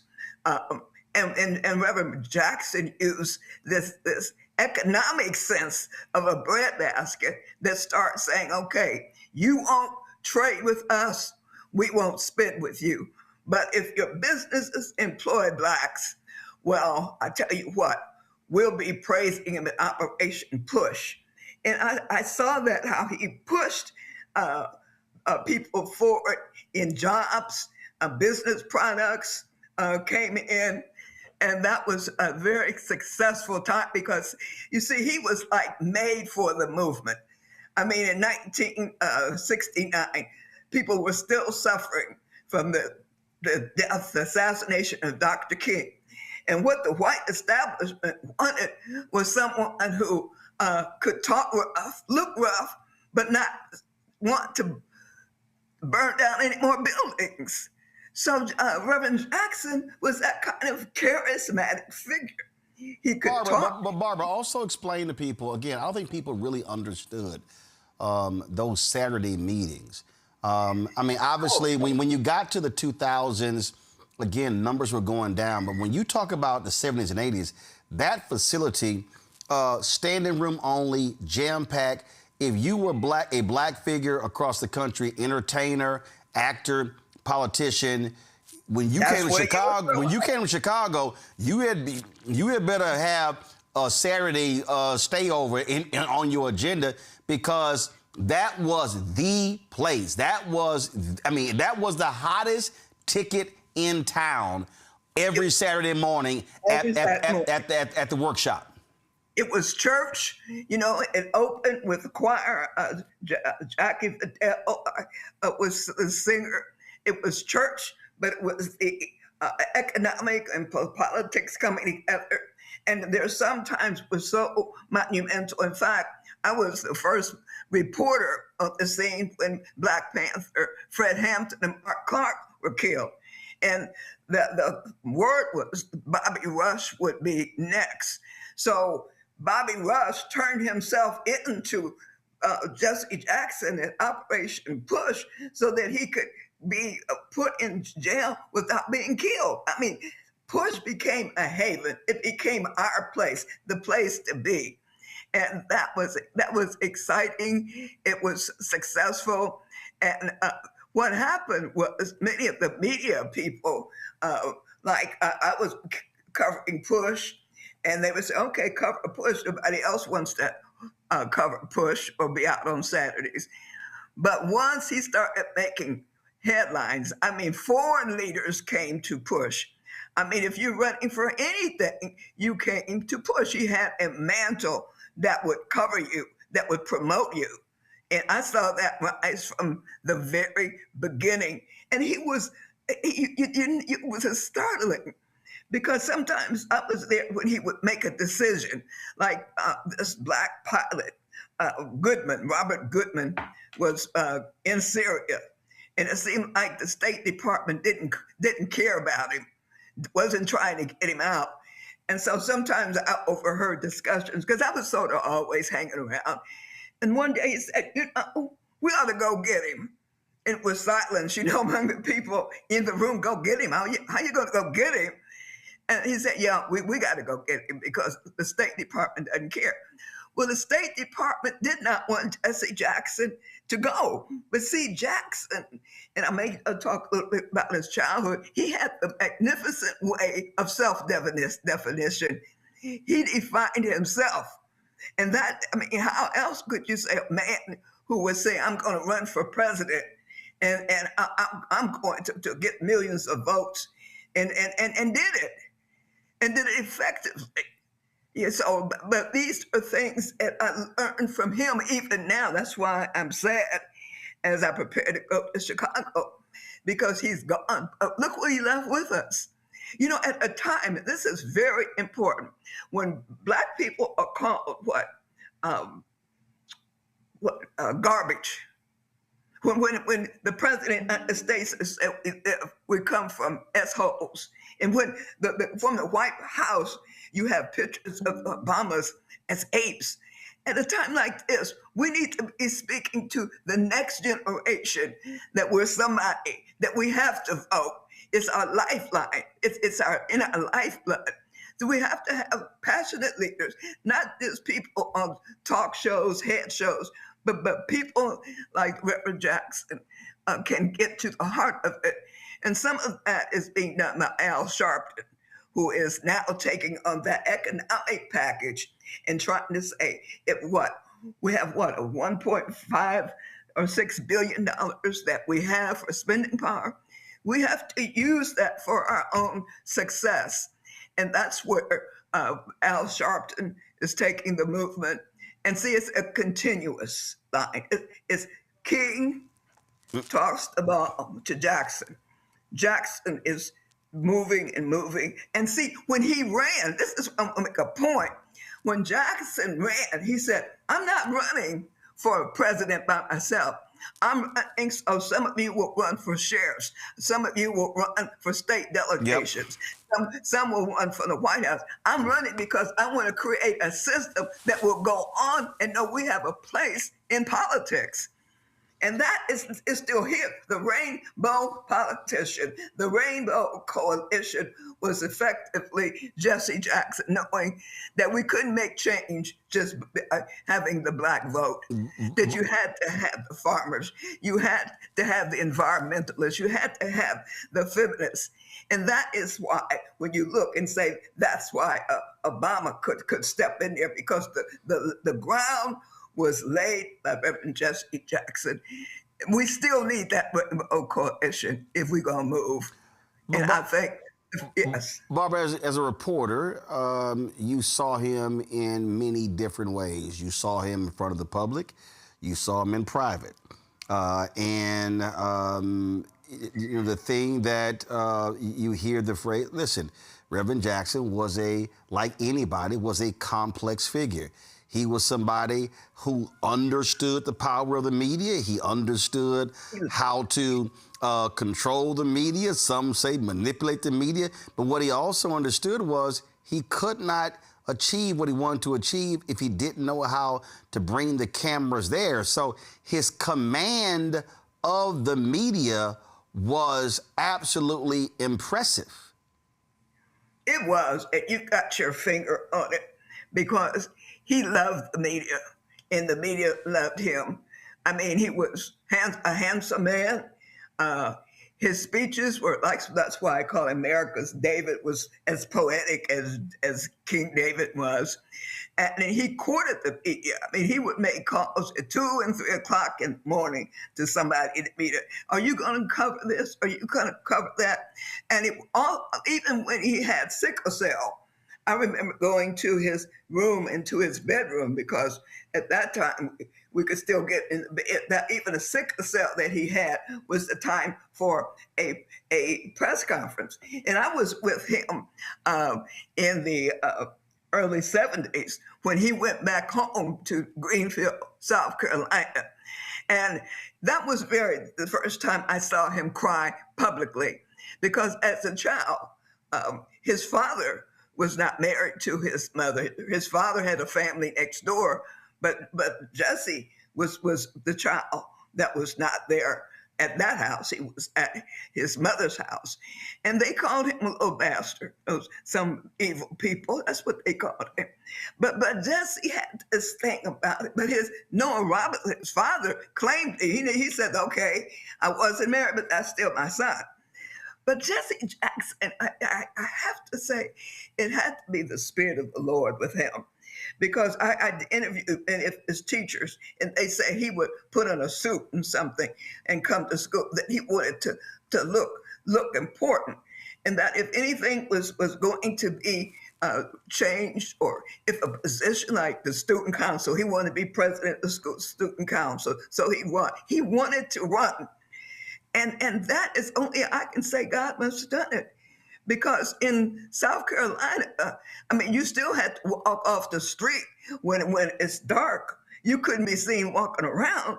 You know, you could not go in stores where white people, or you were told that you were nothing.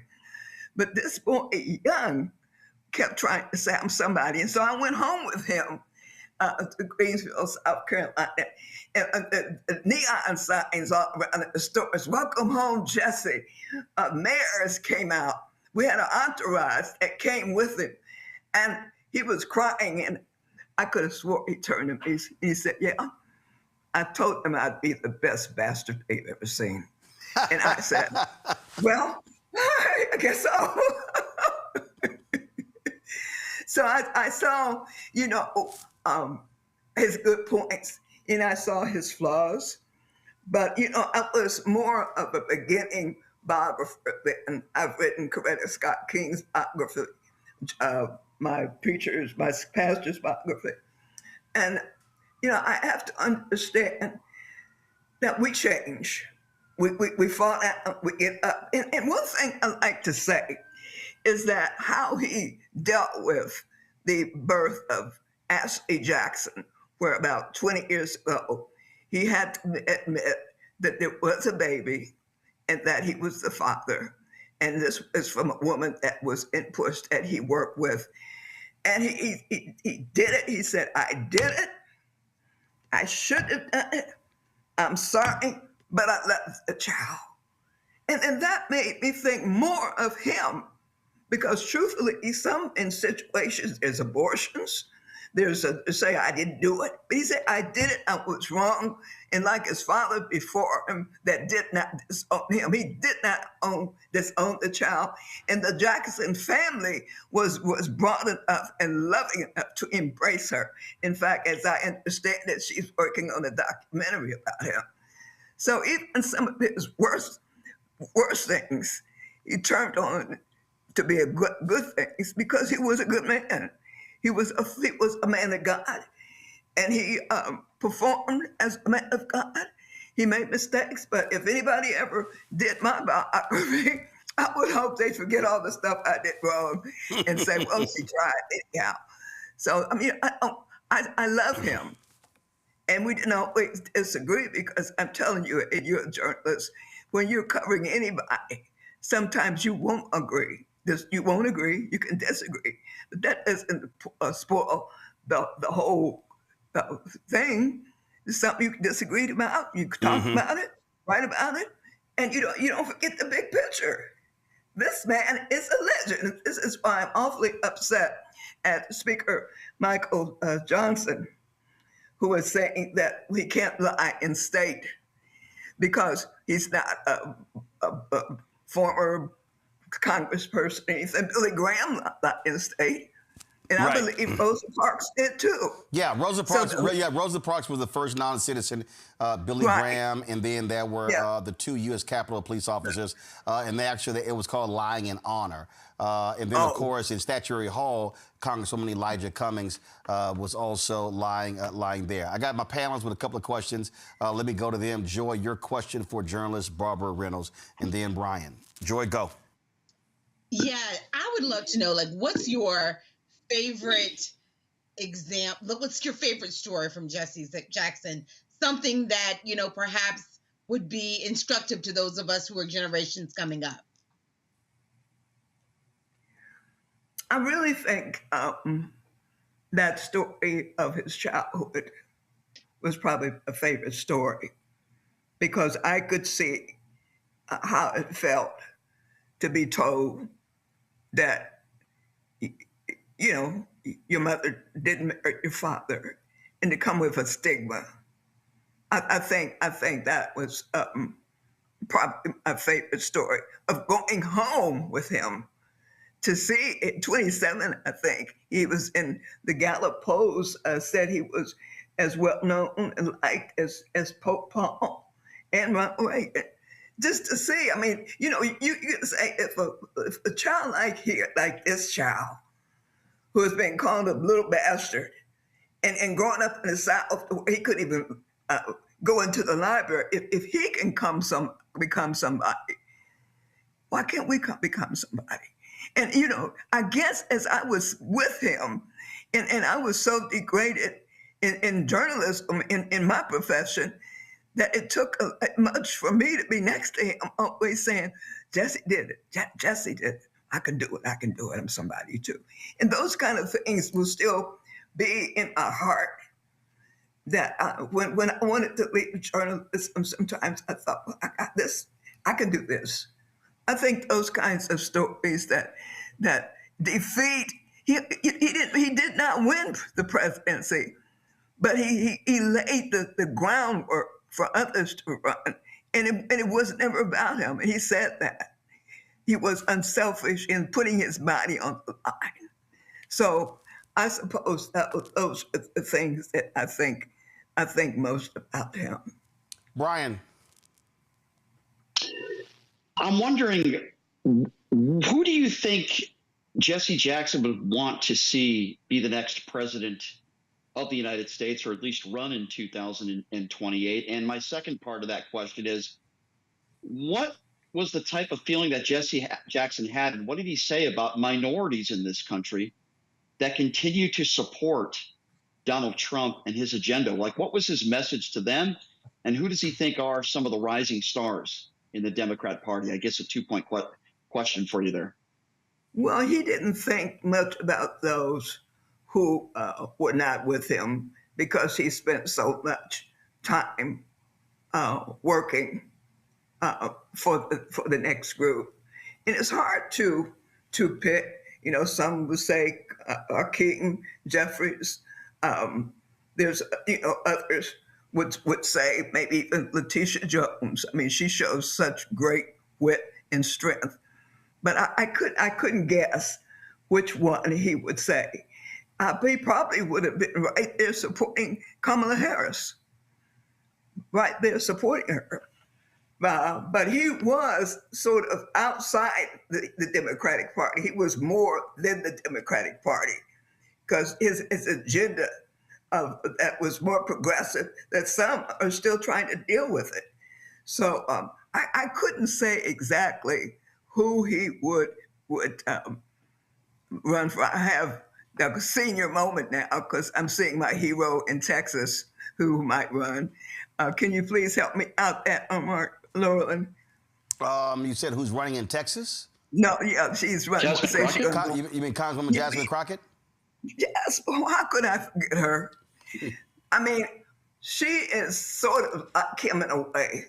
She's tough. She's smart.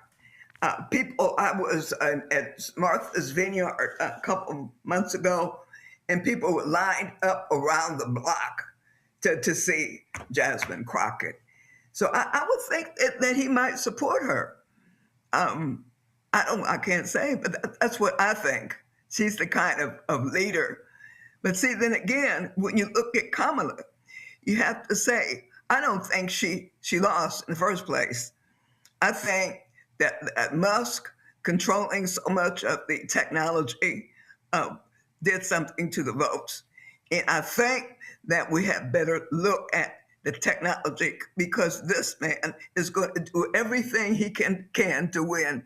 Any votes can be stolen. Anybody can be jailed. Look what he's doing now with all these troops and ICE people there. That's a setup for imprisonment. When you look around the country, they're building thousands of prisons. In fact, more money is now being spent on these prisons he's building than education. This new act, I think, Save America Act, that what we were all watching the State of the Union, the Senate passed this bill. That means to get to vote, you might have to bring your passport or your marriage license. This is us trying a stranglehold of bringing us back to where Reverend Jackson brought us out of. Well, you made the point about, it was July 16, 2023. We were there in Chicago when the campaign was going on, and Vice President Kamala Harris was there to speak. When, of course, Freddie Haynes was also being installed, and so he was very much a part of these campaigns and was always quite visible. There are going to be a lot of folks traveling to Chicago. Let me go ahead and share the data again, folks. This celebration of life of Reverend Jesse Jackson Sr. He'll be lying in repose at Rainbow Push headquarters, 930 East 50th Street in Chicago, Thursday from 10 a.m. to 10 p.m. Friday, February 27th from 10 a.m. to 10 p.m. More details, go to jessejacksonlegacy.com. And then they have on, so when you look at the schedule, give me 1 second. First of all, they have the Rainbow Push alumni going to have their own gathering at 7 p.m. on Thursday, March 5th at the Rainbow Push Community Room. That's taking place there. Reverend Jackson was also a member of Omega Psi Phi. They're having their Omega service for him, and that's taking place on Thursday, March 5th as well. You see the QR code there. Scan to register, and it says that all Omegas that want to attend, they must attend a mandatory planning session via Zoom on Monday, March 2nd at 7 p.m. Eastern. So lots and lots of things are going to be happening. Everything begins tomorrow. And so it's going to be about a 9-day celebration beginning tomorrow in Chicago and then going to St. Louis, coming back to Washington, D.C., and then culminating in Chicago. We will be there on the ground in Chicago next week covering all of it. Barbara Reynolds, we appreciate it. Thanks a lot. Can I say one thing? If you want to contact me, contact me at Reynew, REYNEW77 @gmail.com. All and right. Thank you so much, Roland. I do appreciate this conversation with you. All right. I appreciate it. Thank you so very much. Thanks a lot. Folks, that is it for us. Let me thank Rebecca had to leave early. Let me thank Joy. Let me thank Brian. Brian's first time here on the show. I did his show. So first time having you, Brian. Looking forward to having you back. Thanks a lot. Yeah, thanks, Roland. I really appreciate you and all the times you've done my show. It's a pleasure to be on with you guys and happy to do it again anytime. Thank you so much. All right. Thank you so very much. All right, folks, that's it for us. Tomorrow, I will be broadcasting from Los Angeles, heading there for the NAACP Image Awards. So I'll be attending the various events there. So I look forward to that. Don't forget, support the work that we do by joining our Bring the Funk fan club. Again, our support, we've had more with 37,179 donors. And so we're approaching 40,000. Let's make that happen. Get your name on the list. If you want to contribute via Cash App, use the Stripe QR code. You see it right here. You can also use that for credit cards as well. Checks and money order, make it payable to Roland Martin Unfiltered, P.O. Box 57196, Washington, D.C., 20037-0196. PayPal, R. Martin Unfiltered, Venmo, RM Unfiltered, Zelle, Roland at RolandSMartin.com, Roland at RolandMartinUnfiltered.com. Download the Black Star Network app, Apple phone, Android phone, Apple TV, Android TV, Roku, Amazon Fire TV, Xbox One, Samsung Smart TV. Also, of course, be sure to go to shopblackstarnetwork.com for our Roland Martin Unfiltered Black Star Network swag. Get our T-shirts, get our mugs, wall art, all that good stuff. Also, support the Black-owned companies that support this network. If you go to our marketplace at shopblackstarnetwork.com, all the items you see right here on this table in our control room, all those items, all those are Black-owned companies. And so whether it's tissue, toilet paper, we've got backpacks, crossword puzzles, all sorts of stuff. Go to, again, shopblackstarnetwork.com. Also, don't forget to download the app fan base as well. All right, folks, I'll see y'all tomorrow right here, Roland Martin Unfiltered on the Black Star Network. Holla!